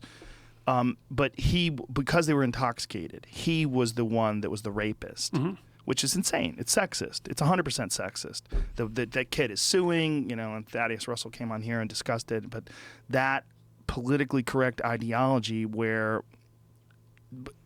I mean, it's essentially prejudice against men in that particular the idea that so he's stepping outside of the university. Yeah, he's slowly moving. I mean, Gad Saad is doing that at Concordia too. Yes, and he gets 100,000 people watching each video. Yeah, he's been on here a few times. Yeah, I love that guy. And again, he's another one who, like yourself, has stuck his neck out and spoke out about what he thinks is this preposterous movement towards denying facts, denying reality, and forming these narratives that are based on their ideologies and sticking within this box and then seeking to find people that agree with it and then reinforcing these ideas in this echo chamber. And it's just, for someone who's outside of it, like myself, it's a fascinating thing to watch. For someone who's inside of it, like yourself, it must be maddening. Well, we've tried other online interventions too. So I have these YouTube videos up, but we also designed, I worked with some corporations a while back because I've done some consulting, and I had designed tests to help people hire better employees, which I still do. And in fact, I work with this company up in California called the Founder Institute, and it's the world's largest stage early technology company incubator. It's created 2,500 companies in the last 4 years, and we test now in 135 cities. But when I was marketing these tests to companies, they kept asking me what could be done about their poorer performing employees. And I said, well, I didn't know, because it's not that easy to, if you have someone who's problematic, who's troubled, it's not that easy for a manager to figure out how to straighten them out. And they just don't have the time. They don't have the time, they don't have the manpower, and they don't have the training usually to do that. But I designed this set of programs called the Self-Authoring Suite. And one of them, the Future Authoring Program, helps people write out a plan for their life. So it helps them, it asks you some questions about 6 dimensions of your life, your health, mental and physical, your use of drugs and alcohol, your wishes 3 to 5 years down the road for intimate relationships, for family, for career, for education, and so on. It asks you, what could your life be like 3 to 5 years down the road if you set it up for you like you were someone you were taking care of? So it asks you those 6 questions. Then it asks you to write for 15 minutes about your vision for your life. You get to have what you want and what would be good for you. What would that be? And then it asks you to write for 15 minutes about what your life would be like 3 to 5 years down the road if you let your bad habits and your idiocies and your foolishnesses and your weaknesses take the upper hand and auger you into the ground. Because everyone knows about that. And so it's like you get to design a little heaven to strive for and a little hell to avoid. And then you write for, then you basically turn that into an implementable plan. That's the second part of the program. We've used that with about 5 to 7,000 university students now, mostly in Europe at the Rotterdam School of Management. And we've raised their grade point average of their kids 25%, dropped their dropout rate the same. And it's had a walloping effect on men and on non-Western ethnic minorities. It's moved the non-Western ethnic minority student population performance at Rotterdam School of Management from 70% below the average to above the female Dutch natives. And so the reason I'm telling you this, apart from the fact that it's a very good program, and we did it at Mohawk College in Canada a year ago, and we dropped their dropout rate in the first semester 50%. And that especially, again, worked well for men, because men are at more risk of dropping out now, and especially for men who didn't have good grades in high school. So not only is there the possibility for the net to provide tremendous dissemination of intellectual material, but there's also the possibility for the net to provide dissemination of psychological interventions that have major impacts on people's mental health and productivity at extraordinarily low cost. So that's really been fun too. So, well, I think providing that sort of a structure and a framework, giving people the tools just in form of asking them questions. What would you like to do? Please describe this. What is your future? And when you do that, you sort of allow them to help themselves outline what they would like to accomplish, which most people don't do. No, well, in our education system was designed in Chicago in the late 1800s to produce factory workers. Because it was set up when rural people were migrating to the cities en masse, because their kids, first of all, were likely to get factory jobs, and second of all, if you were working in a factory, your kids needed to be taken care of. And so the purpose of the schools was to train factory workers, which is why everyone's lined up in rows and why there are bells. It's a factory model. The problem with that is that now people's careers basically have to be self-determined, but that's never part of the education system. Part of the reason I developed these programs was because I realized this is the same course where I'm teaching students that if they would have been in Germany in the 1930s, they would have been Nazis. I'm trying to get them to design their lives. And it's way better to have someone articulate their own plan. You actually neurologically rewire people by having them formulate their own thoughts, which is why, your school teachers used to say, put it in your own words. It's actually very good advice if they would explain what that means. It's like, if you have to conjure up the thoughts and you have to articulate them, then they change you. And so this program has had the effects have been absolutely overwhelming for us as researchers, because it's very, very difficult to produce an intervention that actually has a positive effect on people. You know, you hope it does, but generally when you test it out, it's like, no, it doesn't do what you thought it did, or sometimes it even has the reverse effect. That sounds fascinating. Now, how do people have? How can someone, a regular person, have access to this? It's called self-authoring. So that's SELF authoring, like writing a book. Selfauthoring.com, and the programs. I gave away the Future Authoring program. I think it might still be free. It was. Yeah, it is till the end of November. I did a video called Message to Millennials, where, because one of the things Jonathan Haidt said about, he called Karl Marx the patron saint of the social justice warriors, and John Stuart Mill the patron saint of people, say, who stood for objective truth and freedom of expression. And I thought that was really smart. He said Brown University is #1 for social justice warrior universities, and Chicago for truth universities. But one of the things that Marx has over John Stuart Mill is that Marx is a social revolutionary, and young people like to think about ways to change the world, right? And that's actually a positive part of their development. It's a stage that the developmental psychologist Jean Piaget called the messianic stage, and he associated that with late adolescence. It's like, while young people want to change the world, the problem is that that's been harnessed into attempts to change other people. But that isn't what you should do. If you want to change the world, you should change yourself. And I don't mean that in some cliched sense. I mean it in the sense that Alexander Solzhenitsyn said when he analyzed the Soviet Union. He said, don't be thinking that the line that divides good from evil runs down a political spectrum or countries or something like that. It runs down right down the middle of your soul. And if you want to sort out the world, then what you do is you sort yourself out. It's a serious business, right? They say it's more difficult to rule yourself than to rule a city. And that's the truth, because you're complicated and there are horrible monsters inside of you that need to be tamed and to be brought into alignment and submission so that you can be a powerful and useful person.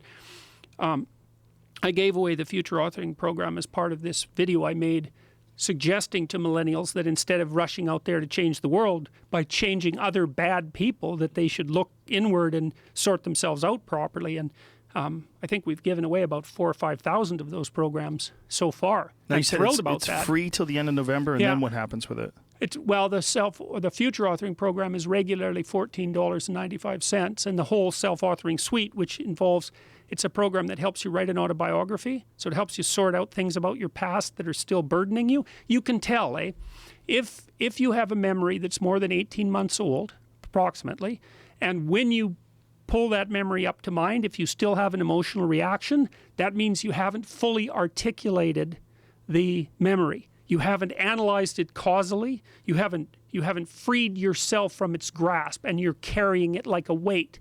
And your brain responds to that. Like the more weight you're carrying like that, more baggage, let's say, the more of the stress hormone cortisol your brain produces, and cortisol makes you old.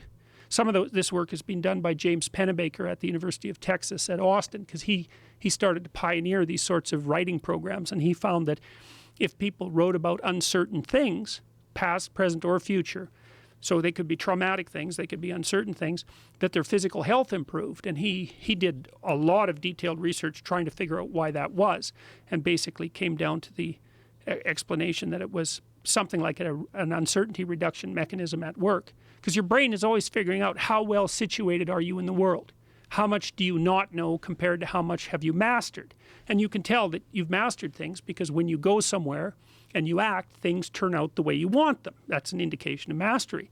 And your brain is sort of keeping track across your whole life of how many places you've been where things haven't worked out compared to how many places you have been where they have worked out. And if all those places in your past where things haven't worked out, you need to map and master. And that decreases the existential load on you, but that actually decreases your psychophysiological load. It makes you healthier. It makes you less stressed. And so we've put all that together in this self-authoring suite to help people write about their past, to sort it out in a detailed autobiography. It asks you questions about your past. It says, divide your life up into 6 epochs, and then divide each of those, that might be, say, birth to kindergarten, and then maybe elementary school, and then maybe junior high school, however you want to do it, and then to write about the emotionally significant events in each of those epochs, and then to describe their effects on you, and then to analyze how you did in those situations, what you might have done differently, what you might have do differently in the future to straighten out your past. And I've done that with my students in my Maps of Meaning class for about the last 10 years. And some people have written 15,000 words. It's not that uncommon for students to write 15,000 words in their autobiography.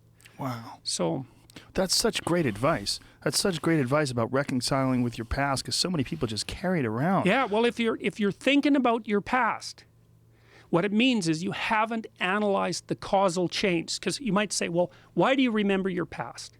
Well, you might say, well, it's in order to have an objective, record of the past. It's like it has nothing to do with that. There's only one reason you remember the past, and that's to be prepared for the future. That's why you remember the past. And so what you're supposed to do is take the past and extract out from it wisdom. And wisdom is the ability to avoid stumbling blindly into ditches. And so you think, well, here's a time in my past I stumbled blindly into this horrible ditch and terrible things happened to me. It's like, okay, you need to take that apart. You need to figure out, how was it that events conspired with your participation, voluntarily or involuntarily, so that terrible consequence emerged. You need to know why that happened and how you could react differently in that situation. And as soon as you do that, your brain will leave it alone. It won't obsess you about it anymore, because the anxiety producing parts of your brain are basically trying to tell you where there are obstacles in your environment. It's like, look out, don't go there, don't go there. It's like, well, don't go there, there's fire. Well, maybe you could master the fire, right? Then you're a wielder of fire, you're not just a victim. And lots of situations are dangerous or not dangerous depending on your level of mastery, right? I mean, life is like that. And so a negative emotion that's associated with a memory is something that's crying out for mastery, and writing can really help with that. So you're reorganizing your brain when you write autobiographically.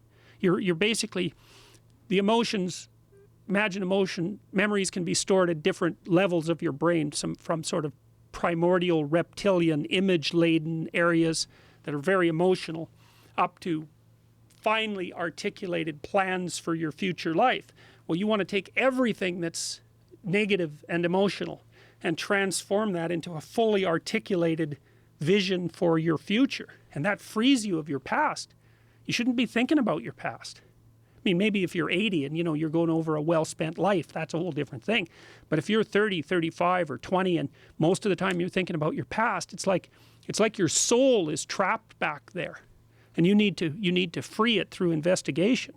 And the metaphysical language is appropriate, because that is, in a sense, what you're doing. You're trapped in the past. It's like you got to break free of that so you can use all your resources to move ahead into the future. Anyways, in these programs, the Future Authoring Program, like I said, has had walloping effects on people. That's fantastic advice. I mean, it's just it's so logical, and it sounds so great.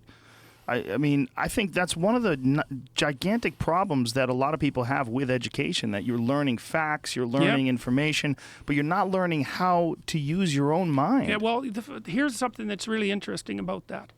So I spent a lot of time, I'm a scientist, but I would say I'm also a religious person. I'm a deeply religious person. And how do you reconcile those? Yeah. Exactly. Well, and I've spent 40 years thinking about that. And for 20 of those years, I did almost nothing but think about that all the time. And I realized something, partly from reading Carl Jung. And what I realized was that even the fundamentalists have the wrong idea about religious truth. Religious truth is not scientific truth. Like the stories in Genesis, which are very old stories, maybe tens of thousands of years old. They're obviously not scientific theories, because the people who wrote them weren't scientists. We didn't have science until about 500 years ago. So the idea that the stories in Genesis are scientific theories is it's just false on every possible front. And so then you might say, well, there's no other truth but scientific truth. It's like, well, wait a minute. That's not true. Because what scientific truth tells you is what things are. But genuine religious truth tells you how you should act. And those things are not the same. And so a great story, like a great novel, which is a quasi-religious construction, because it's like a distillation of ordinary life into its most important elements. That's a map about how you should comport yourself in the world. And you might say, well, what do you mean by should? And because that's That's the question the moral relativists ask. And there's an answer to that too, as far as I can tell. And I got this partly from reading Jean Piaget. So imagine that here's how you should act. You should act so that things are good for you like they would be for someone you're taking care of. But they have to be good for you in a way that's also good for your family. And they have to be good for you and your family in a way that's also good for society. And maybe even also good for the broader environment, if you can manage that. So it's balanced at all those levels. And then that has to be good for you and your family and society and the world right now and next week and next month and a year from now and 10 years from now. And so it's this harmonious balancing of multiple layers of being simultaneously. And that's a Darwinian reality, I would say. Your brain is actually attuned to tell you when you're doing that. And the way it tells you is that it reveals that what you're doing is meaningful. That's the sign that your nervous system is adapted to do this. It's adapted to exist, I would say, on the edge between order and chaos. And chaos is where things are so complex you can't handle it, and order is where things are so rigid that it's too restrictive. In between that, there's a place that's meaningful, where you're partly stabilized and partly curious, and you're operating in a manner that increases your scope of knowledge. So you're inquiring and growing, and at the same time you're stabilizing and renewing you, your family, society, nature, now, next week, next month, and next year. And when you have an intimation of meaning, then you know you're there. And I can give you an existential demonstration of that. So imagine that each of these levels of existence, the way I just laid them out, are like patterns. They're patterns within patterns within patterns within patterns. And there's a way of making all that harmonious. That's what music models. That's why music is so meaningful. You know, you take a beautiful orchestral composition, and all the instruments are doing different things at different levels, but they all flow together harmoniously, and you're right in the middle of that as a listener, and it fills you with a sense of, it's almost like a sense of religious awe, even if you're a punk rock nihilist, you know. And the reason for that is because the music is modeling the manner of being that's harmonious. It's the proper way to exist. And religious writings in the deepest sense, so those are archetypal writings, are guidelines to that mode of being. So they're not true like scientific truth is true. I think of them as they're hyper true or meta true. It's like we take the most true things about your life, and then we take the most true things about 10 other people's lives, and we amalgamate them into a single figure, and that would be like a literary hero. And then we take 1,000 literary heroes, and we extract out from each of them what makes the most heroic person. That's a religious deity. That's what Christ is. He's a meta hero. And that sits at the bottom of Western civilization. And his archetypal mode of being is true speech. That's the fundamental idea of Western civilization. And it's right. Now, when you say, when you talk about this harmonious frequency that's achieved, how do you reconcile all the stories that were, like, say, in the Old Testament that were extremely violent or they're ridiculous? Like, who was the guy that they made fun of? These children made fun of him, so God sent a bear to kill the children because they made fun of him for being bald. There's a bunch of stories and ridiculous tales in the Bible that obviously have the hand of man on them. How do you separate those from the beautiful concepts that are outlined in religion, like, you know, treat everyone as if they are your brother, you know, love and let love. And no, it's very difficult because it's all in the Old Testament. Let's say, I mean, the Old Testament was obviously written by people who were deeply tribal. Right. Now, of course, we're also deeply tribal, and some of the problems that those people were trying to sort out was, well, how do you organize yourself within your own tribe justly and mercifully, and at the same time defend yourself against the barbarians who constitute other tribes? Right. Well, that was the problem that humanity was trying to solve when it was amalgamating all of its tribes, a process that obviously still hasn't finished. And some of the ways that you protect your own tribe rapidly become horrifying, and so many of the stories in the Old Testament that have to do essentially with tribal protection are immediately horrifying. But there's also a developmental pathway through the combination of the Old and New Testament that show, I would say, how that morality that was fundamentally tribal to begin with transformed itself over thousands of years into a morality that was that transcended tribal distinctions. And so part of the imposition of the New Testament onto the Old Testament was the imposition of a morality that transcended tribal morality onto a morality that was fundamentally tribal in origin. But the New Testament, of course, was constructed by Constantine and a series of bishops. They took things out, they added things. Yeah. I mean, how so? Well, it's not much different. Here's a way of thinking about it. Okay. So I have a friend who's a comic book writer, and I've talked to him a fair bit about archetypes in comics, for example. He was a student of mine at Harvard a long time ago. And the comic book universe is a very interesting one because obviously these fictional characters were thought up by single people, and then the fictional characters were transformed into stories, and then the stories were sent out into a broader community.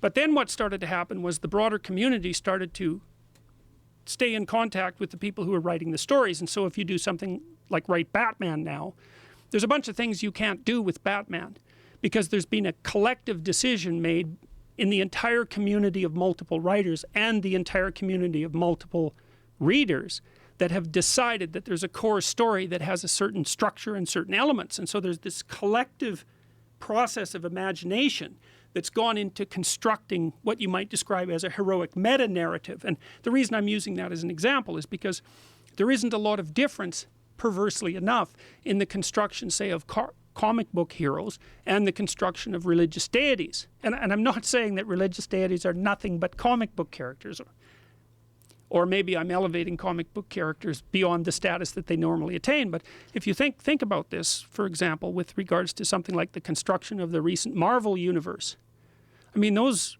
Avenger movies are among the most expensive technological artifacts that human beings have ever made. And they drive our computational capacity to its absolute limit. And the reason for that is because we're using that fictional space to lay out an archetypal and mythological view of the universe. It's a practice domain for modes of being. And I mean, in the Marvel universe, obviously Tony Stark, Iron Man, is technological man, right? He's trying to develop a real relationship with his partner, Pepper Potts, who's, you know, her own sort of independent woman. And he's attempting to use technology to build himself up into something that has the status of approximately a god, to transcend mortal limitation and all of that. So there's a deity-like aspect, the growth of a deity emerging there. And then, of course, Thor and Loki they're not comic book deities at all. They're actual deities. They're the hostile brothers. It's an archetypal pair, like Christ and Satan, or Batman and the Joker, or Superman and Lex Luthor. And that's the good part of the individual against the evil part of the individual, roughly speaking. That's played out in these myths. And so that collective process that you described, whereby an entire group of people comes together to decide what the central religious text is. I mean, on the one hand, you can think of that as the gerrymandering of a religious process. Maybe that's something that's only devoted towards the acquisition of power, like that would be a Marxist analysis. But on the other hand, you can think of it as the collective imagination attempting to build a dramatic, to build an exemplary drama that everyone can act out. And it's in acting out that exemplary drama that we are actually able to interact in a civilized and productive manner. Like, look at this discussion that we're having to the degree that it's working. We're both trying to articulate our notions of reality. And I do that, and you listen, and maybe you have some comments, and then you do that, and I listen, and maybe you have some comments. But together we're building something that's different from what we both came in here with, right? And in a sense, what we're doing is we're participating in the process of articulating each other's spirits. And I mean that most technically. Like, part of your spirit is an amalgam of the information that you've encountered. A lot of that's articulated wisdom. And so it's soul construction. If you're having a good conversation, and that's also a conversation that is meaningful, and you can tell that when you're having it, it's that you're decomposing parts of yourself, your false presuppositions, you're letting them die, and you're letting something new be born as an alternative, and you're participating in this process of death and rebirth constantly when you're having a meaningful conversation. It's like, oh, that was wrong. I'm going to let that die. Ooh, that's a little painful. I was kind of attached to that concept, but I'll let it go. I'll let it burn off, and a new part of you will emerge. And then another part dies, and a new part emerges. And that's this process of eternal death and rebirth that's part of the general mythology of redemption. You see that all the time, too, in the Harry Potter series, for example. At the very end of the Harry Potter series, Potter undergoes a literal death and rebirth, and that's how he finally defeats evil. These stories are deeply built into people. There's a reason that J.K. Rowling became the richest person in England she's richer than the Queen. She got rich by telling the story properly. And the second volume of Harry Potter, when there's the basilisk underneath the castle that turns you to stone when you look at it, that's everything that people are afraid of. That freezes you like a rabbit freezes when it sees a wolf. And the story in Harry Potter is you go underneath the castle to where the thing that frightens you the most resides, and you face it down. And in doing that, you free the virgin, right? That's St. George. He frees Virginia in the Harry Potter story. And maybe you half die because of that, because he gets bitten by that basilisk and just about dies. And then it's the phoenix that saves him, because the phoenix is the spirit of death and rebirth. These stories, they come up everywhere. There's no avoiding them. And it's because they're true. But they're not true like scientific truths. They're a behavioral truth, or a pragmatic truth, or a dramatic truth. And part of the reason that our society is so damn unstable now, and part of the reason all this weird chaos is emerging, this is a consequence of Nietzsche's observation back from the late 1800s about the death of God. We blew the metaphysical foundations out from underneath our culture. And the whole thing is shaking and twisting. And it's vacillating between the horrors of the extreme right and the horrors of the extreme left. It's been doing that for 140 years, and we're in the throes of that again.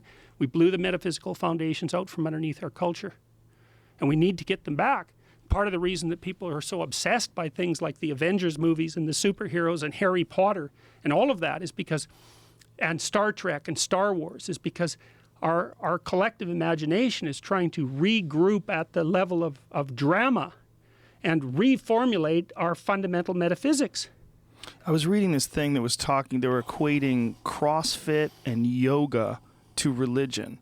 And they were saying it's essentially religion for people that have abandoned traditional religions. And that the idea is that what we're seeking is camaraderie, order, and discipline, and some sort of a shared community experience. So when you're saying your religion, you're not talking about a literal translation like a guy actually came back from the dead. What you're talking about is the concepts and the thoughts and the harmonious frequency that is achieved when people follow the tenets of that religion and live by these laws, as you were saying, of stacking on these ideas. Is this good for you? Is it good for the community? Is it good for the community in 5 years, in 10 years? And that's what you're saying when you're talking about your belief and love of religion. But the other thing about that is that, like, imagine that there's a pathological mode of being that's so terrible that when you enact it, you just die. A good drug addiction will do that for you if you pursue that. Meth addiction, pursue that for about 10 years, and you'll descend to the lower levels of hell, and then you'll die. Right. Well, so then you might say, well, what's at the opposite end of that? What would be the final manifestation of a mode of life that was revivifying and healthy? How redemptive and rejuvenating would that be? And I would say the answer to that is that we don't know. We have no idea. And these ideas of death and rebirth are definitely true on the micro level. Like, so the developmental psychologist Piaget said, for example, that when you incorporated new information, however you did that, learning or conversation, that new information would exist in contradiction to something that you already presumed. And so that thing you presumed would have to disintegrate and die. And then something new would be born. That can happen at different levels of analysis. So sometimes you learn something minor, and sometimes you're shook to your bloody core, and you undergo a descent into the underworld fundamentally, sometimes even a descent into hell. That's where you get genocidal and resentful. And then maybe you're lucky and you pop up reborn. Well, those exist as constant metaphysical truths. That's how human beings transform. And we don't know the upper limits of that transformation. We have no idea what that might be. Because I don't know, for example, how healthy you could be if you were as healthy as you could be, if you straightened yourself out completely. I don't know what limits you could transcend, and neither does anybody else. So we don't know the upper limits of the truth of these religious stories.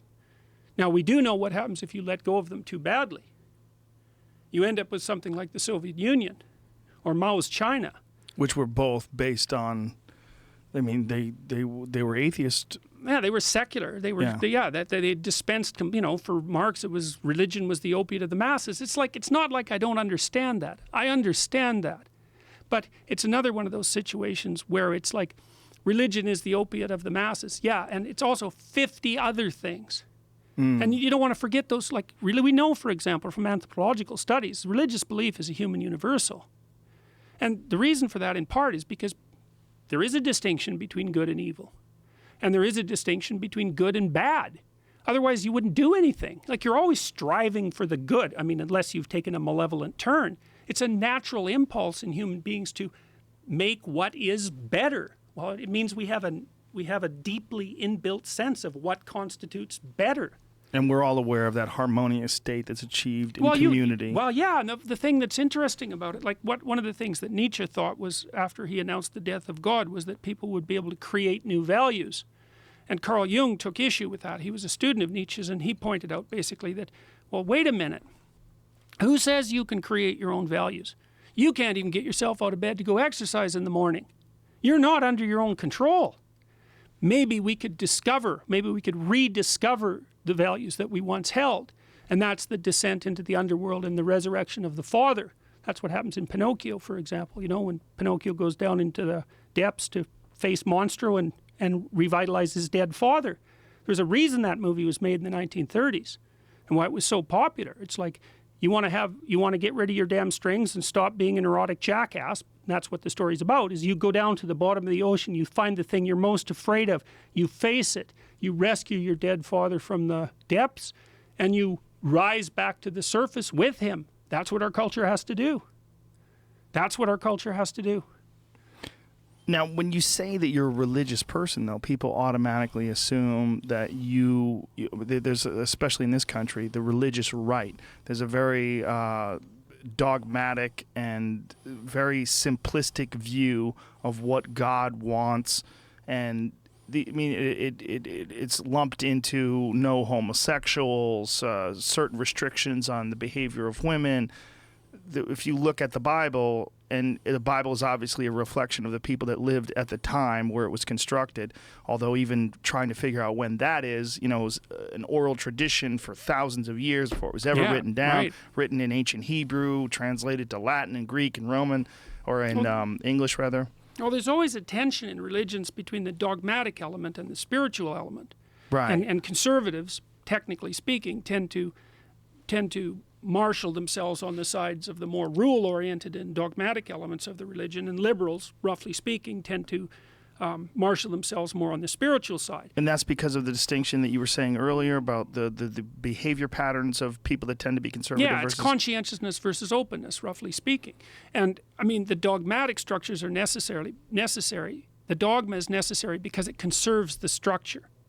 But the spiritual aspect is necessary because it updates the structure. And there's always this tension, and there's a tension in people. It's like you have to believe things or you couldn't exist, you couldn't act. You have to hold on to the dogmatic structure of your belief, but you have to be open for its update on a continual basis. And that's basically what consciousness is for. That, seriously speaking, consciousness is the thing that attends to the unknown and to the anomaly and integrates it with the structure. And there's meaning to be found in that too. That's to boldly go where no one has gone before, in the words of the Star Trek writers, and something that deeply appeals to young people when they watch that sort of thing. But so what the fundamentalists are doing is they're trying to hold on to their tradition, and it's no bloody wonder, because if the tradition falls apart, you end up isolated and drowning in the ocean alone. But if the tradition gets too intense and restricted, well then you're just clones in a prison, and that's these two forms of hell. In a sense, they meet. If they get extreme enough, they meet. The hell of absolute chaos and the hell of absolute order, and the conservatives tend towards the hell of absolute order, and the left liberal types tend towards the hell of absolute chaos. There's some point in the middle. That's the line between yin and yang, by the way. because that's order and chaos. And the Taoists say, well, that's life, that's existence, order and chaos. And order is the place you are when what you do works, and chaos is where you are when what you do doesn't work. And no matter where you go, order and chaos exist, and your job is to be right on the border between those. And that's to live in Tao, that's to live in meaning, and that's that same place where all these things stack up. And so, with regards to religious tradition, on the one hand, you have to maintain the tradition. It's like maintaining the Constitution in the US. On the other hand, you have to be awake and alert, because the tradition is a dead thing, right? It was composed by dead people in the dead past. It can't respond as flexibly as it should to the demands of the present. That's up to you, and you do that with your vision, with your capacity to see, and with your capacity to articulate. And forever, really, the major deities that mankind have produced, Marduk for the Mesopotamians, and Osiris or Horus for the Egyptians, and Christ for the Christians, and Buddha for the Buddhists. These have been people who are noted for their vision, for their ability to watch and pay attention, because there's nothing more important than the ability to pay attention. Pay attention and speak the truth, your truth. And that's how you keep everything stacked up in order harmoniously. That's how you keep the balance between order and chaos. That's how you articulate your being.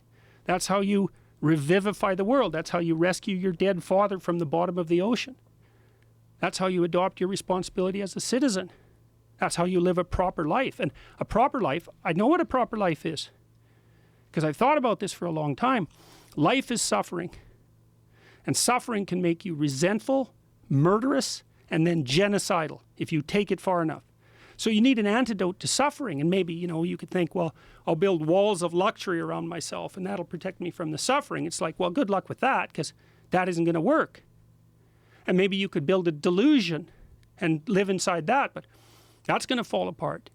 Well, what is there that helps you fight against suffering? That's easy. That's the truth. The truth is the antidote to suffering. And the reason for that is because the truth puts reality behind you so that you can face the reality that's coming straight at you without becoming weak and degenerating and becoming resentful and wishing for the destruction of being. Because that's the final hell. The final hell is your soul wishing for the destruction of everything because it's too painful and you're too bitter. And that happens to people all the time.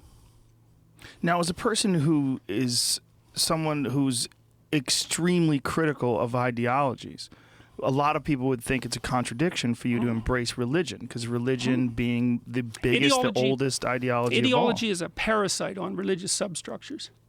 You can't, look, we could go back to the Harry Potter example. That's a good example. I mean, J.K. Rowling had kids reading like 400-page books, right? She could fill a stadium when she was reading. Why? Is because she got the archetypes right. She got the religious sub-narratives correct. They're not ideologies.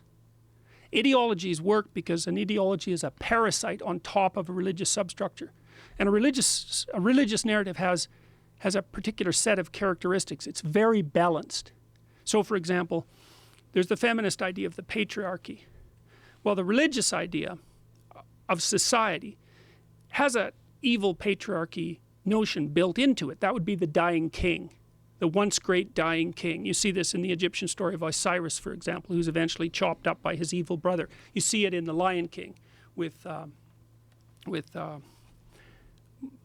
Mufasa and Simba's father and Simba's evil uncle. Those are the two representatives of the patriarchy, the wise king and the tyrannical king. In a religious story, properly set up archetypal story, there's the natural world, the chaotic world, there's a positive element and a negative element. There's the social world, there's the wise king and the tyrannical king. And there's the individual world, and that's the adversary and the hero. There's always a positive and a negative at each level. And it stops it from being an oversimplification, because it says to you, well, of course, the bloody society has an oppressive patriarchy. But it's also the wise father that has taught you to speak every word you know. It's like you don't get to say only this part of the story without having gratitude for this part of the story.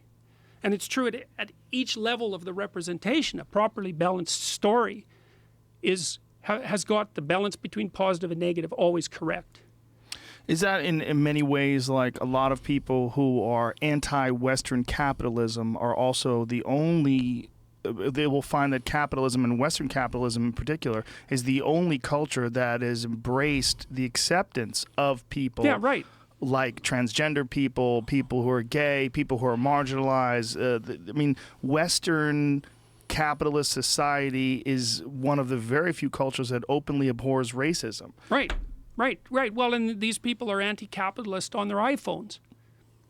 Right. You don't get to do that. Right. It's a performative contradiction. That's so important. Yeah, they're on their iPhones while they're flying. Yeah. Yeah, it's While like, they're well, I'm flying. anti-capitalist. It's like, well, actually, no, you're not. You're just deeply confused. That's Yeah. what you are. Is deeply confused. It's not capitalism that's the problem. It's evil that's the problem. It's also it's a deeper problem. Evil is a problem. So there's a religious scholar named Mircea Eliade who looked at flood myths, because there are flood myths all over the world. God gets fed up, floods everything. It's like just like in New Orleans. So here's the funny thing about New Orleans. What caused the New Orleans flood? Well, a hurricane. No. Yeah? No. How about human corruption? How about the corruption of the state? How about the fact that people knew the damn dikes weren't going to hold? That the levees weren't going to hold? How about that they knew that for 100 years and didn't care? How about that they pocketed the money that should have gone for their repair? And so in flood myths, you always see two things. You see that, I'm paraphrasing, say, there's a storm, there's dikes, and there's people responsible for maintaining the dikes. Well, a storm won't wipe out the city. It could. But if the dikes are high enough, then it won't. And if people aren't corrupt, then they build the dikes properly. And so God floods the world when the dikes have rotted and the people have become corrupt. And it's a very old story, and it's disseminated everywhere. And the reason is well, we inhabit a social structure that's old and dead. Our infrastructure is decayed. Our political, economic, and practical infrastructure has decayed. Well, why? It's old. Everything decays. Okay, everything's always decaying. That's dangerous. And corrupt people don't do a very good job of keeping it in order. And so if things get old and decayed enough, and if people get corrupt enough, then God floods the world. Why? Because that's what happens.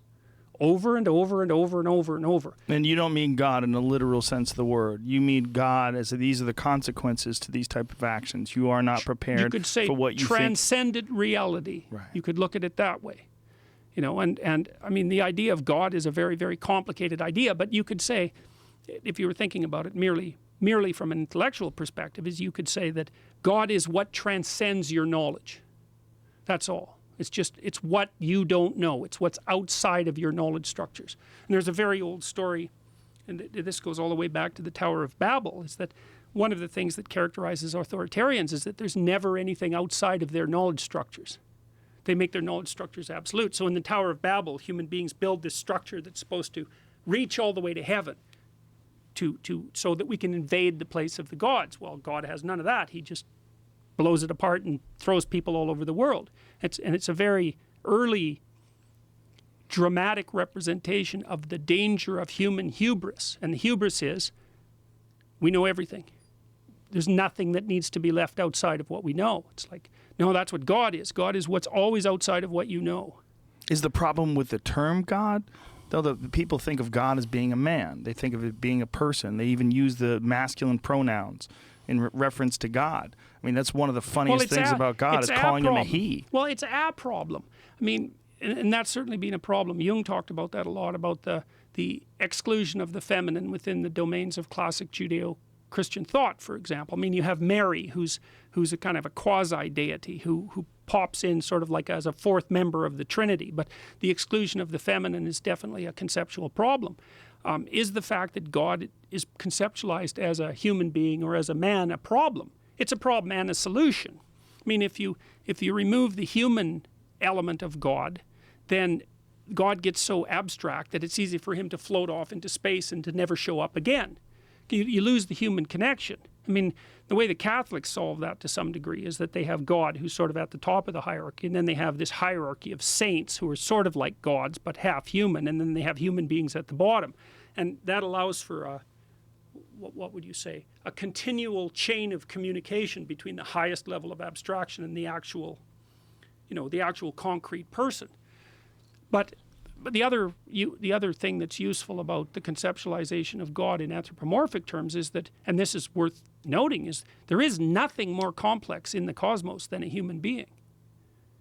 So if you're looking for something to represent the ultimate in complexity, it's hard to beat a human being. So your brain is ungodly complicated, so to speak. So, I mean, these things are obviously too complicated to unpack in a Yeah, I didn't expect us to conversation. even get into this conversation, but I'm glad we did. Do you think that these stories exist because somewhere in our code, somewhere in our very being, we understand that there is a need for this order, to find this frequency? They're an expression of our deepest being. They're an expression of how it is that we must live in order to live. In order to reach our full potential. Even more than that. More than that. Even to avoid hell. And you can think of you can think about hell as Nazi Germany if you want. You can think about it as the Soviet Gulag Archipelago or Mao's Cultural Revolution.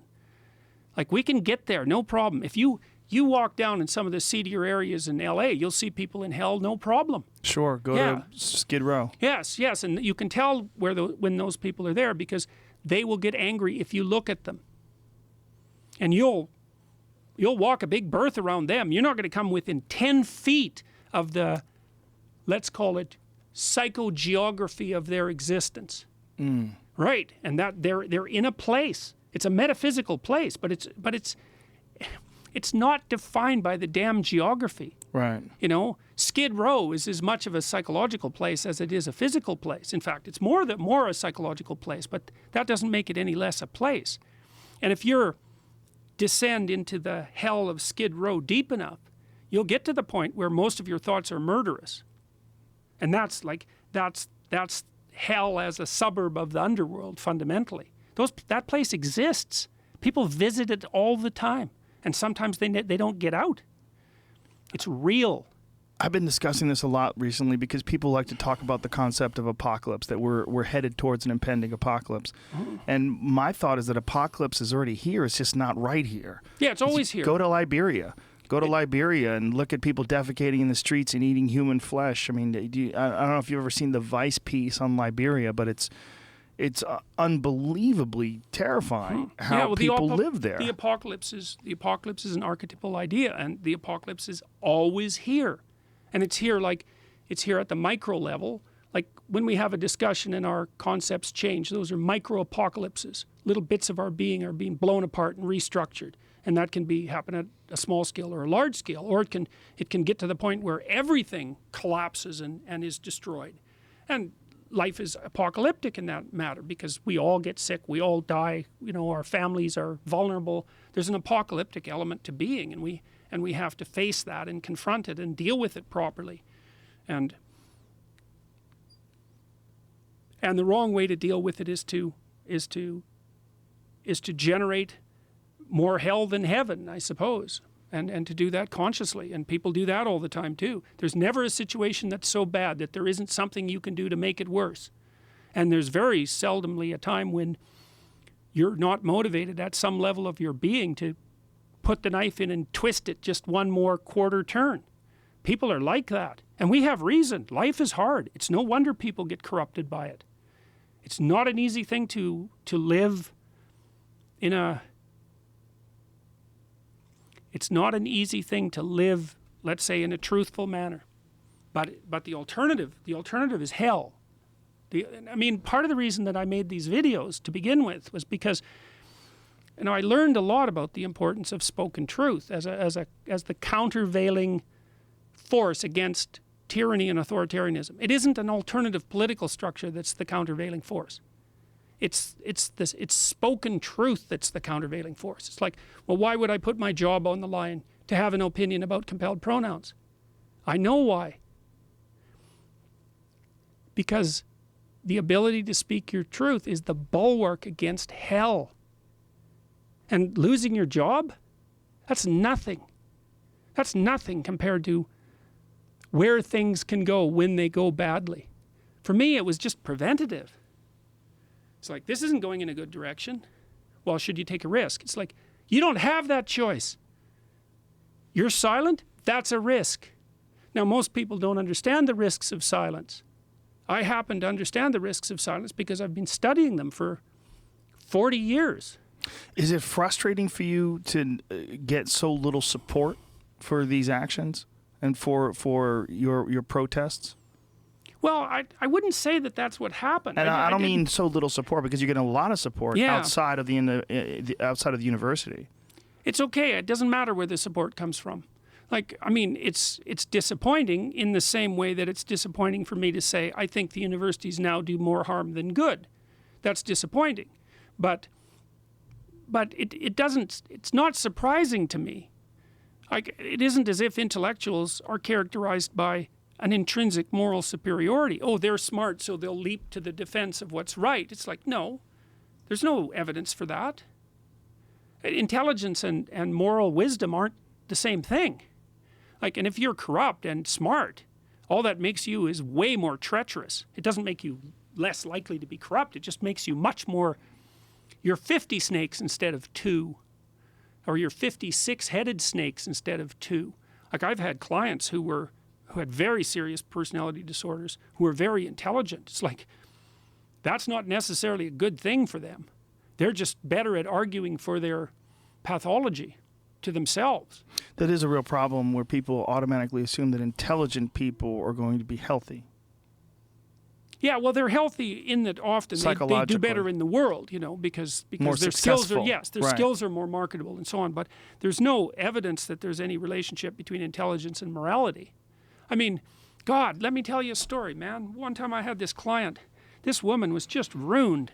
She looked like a street person, you know, and she had very dirty clothes, and she was so shy that she couldn't even approach you. She had to shield her eyes from you as if you were emitting light, and she did that to everyone on the street. Like, she was bent over and humble, like a Chinese peasant brought before the emperor, you know. And one of the things I was doing with her in behavior therapy was trying to just get her to present herself in a more normal manner so that people wouldn't shy away from her and, you know, be instantly prejudiced towards her. And she'd come to the behavior therapy clinic. And she wasn't bright, this woman. I think she had only had like a 7th grade education. She was quite intellectually impaired, and she lived with her sick aunt who was schizophrenic and who had a satanically possessed alcoholic boyfriend that was always tormenting my client. She lived in absolute hell. But she had this dog, and she used to take it out and walk the dog all the time. And then she'd actually come to the behavior therapy clinic, partly because of her own problem, but she'd come to this place called the Douglas Hospital, and she'd been an inpatient in the Douglas Hospital. And in the Douglas Hospital, there were these long-term psychiatric clients, and they looked like something out of a Hieronymus Bosch painting or Dante's Inferno. I mean, these people were, this is way worse than One Flew Over the Cuckoo's Nest. These people were seriously destroyed, and they couldn't be let back out on the streets during deinstitutionalization. Like, they were lifers. And she had decided that part of the reason she wanted to come to the hospital was because she had been institutionalized there, and she thought that maybe when she took her dog out for a walk, she could go and get one of those damn inmates and take them out for a walk too. Now, that was a person who was immoral, dumb as a post, just screwed in 50 different directions, nothing going for her. And she had the bloody moral capacity to decide that there was someone worse off than her, and believe me, that wasn't easy to find, and that maybe she could do them some good if the hospital would let her, which they didn't, by the way. Yeah, well, that's the story of the soul. That's not the intellect, that's for sure. So I didn't expect any support from my colleagues. And it isn't that I don't care if I got it, but it's in some sense it's irrelevant. It's irrelevant to me, because my goal was, I'm not saying those goddamn pronouns. And the reason I'm not saying them is because they're made up by left-wing ideologues. And I don't like left-wing ideology. I don't like ideology, period. And I know where corruption of speech leads. And I'm not going there. And, you know, one of the things I tried to learn when I was taking apart what happened in Auschwitz and trying to put myself in the position of an Auschwitz camp guard, which, by the way, you can do if you use your imagination a bit. I wouldn't call it exactly the world's most pleasant meditative experience, but you can call up parts of yourself that would be capable of taking someone who just got off a transport train and having them carry a 100-pound sack of wet salt from one side of the camp compound to the other and back. You can conjure that part of yourself up if you want, and that'll teach you something about what you're like. People don't do it because it's too frightening, but I know perfectly well that I could do that sort of thing. And so once I learned that I could do that sort of thing, and maybe that I could even enjoy it, I thought, okay, fine, I get it. I'm going to see if I can figure out how to live so that if that opportunity was presented to me, I wouldn't take it. And I think that's the lesson that people need to learn from the 20th century. It's like, that's what human beings did. Okay, well, we're all human. Okay, so how is it that we should live so that we don't do that again? Well, part of that is to try to say the truth, no matter what, because the alternative is worse, and it is worse. The truth no matter what, and that is the real problem that you see with being forced into using these made-up pronouns. Yeah, absolutely. It's my language. I'll take responsibility for what I say. I am not saying your words. And being compelled to say your words by law. Well, that makes it that takes it past the point of absurdity to the point of tyranny, in my estimation. And I've seen some criticisms where people are saying, you know, he's talking about this, but really he's grandstanding because no one's doing anything legally. But the potential exists. Oh, that's such rubbish. But that is one of the arguments. Yes, they wouldn't have changed the damn criminal. They put it in the hate speech category and altered the criminal code. It's as simple as that. And then you could say, well, no, we didn't really mean it. It's like, oh, yeah, you did. You really meant it. Two of the social justice warriors that have debated me in the last 2 months accused me directly of hate speech. All I had to do was poke them a tiny bit, and they came right out with it. And then the university's legal team reviewed everything I said carefully, believe me, and they decided that, oh, it was not only illegal to not use these compelled pronouns, it was probably illegal to make a video saying that I wouldn't use them. Because otherwise, why would they write me a warning letter and tell me that I violated university policy on the Ontario Human Rights Act? Think they did that lightly? Have they acted on this at all? Is there? Well, they won't know. Well, they've acted in that they sent me 2 warning letters and told me to stop talking. And but you don't. The idea that I was going to be teaching in January again, because I teach all my undergraduate courses from January to May, that was on the table. And I think the only reason that it hasn't happened, one of the reasons it hasn't happened, and I'm not attributing nothing but malevolence to the university administration, because obviously it's very complicated, and they did agree to host the debate, for example. But the idea that I wouldn't be teaching in January, and still might not be, is by no means. That was a perfectly plausible outcome. And had this not caused a firestorm, much of which has emerged in support of me, then I would say there was a 50-50 chance that I would have had my teaching privileges revoked. It's happened to other professors. So the idea that I'm making it like that this is a tempest in a teapot, it's like, yeah, okay, fine. Why'd you change the criminal code then? And why'd you put it under the hate speech laws? Exactly. So no, doesn't wash. And the fundamental proof of that is the university's response, because for sure their legal team crafted those letters. You know, it was like, recalcitrant employee, you're responsible for them. Okay, what do you do with a recalcitrant employee? You write them a letter telling them what they're doing wrong and asking them to stop. Then if they don't stop, you write them a second letter that's more strongly worded. Then if they don't stop, you write them a third letter, even more strongly worded. Then you take disciplinary action. That's like HR 101. That's how you do it. So here we sit at the end of November, closing in on December. You're literally a bit more than a month away, and you don't know whether or not you're teaching your courses in January?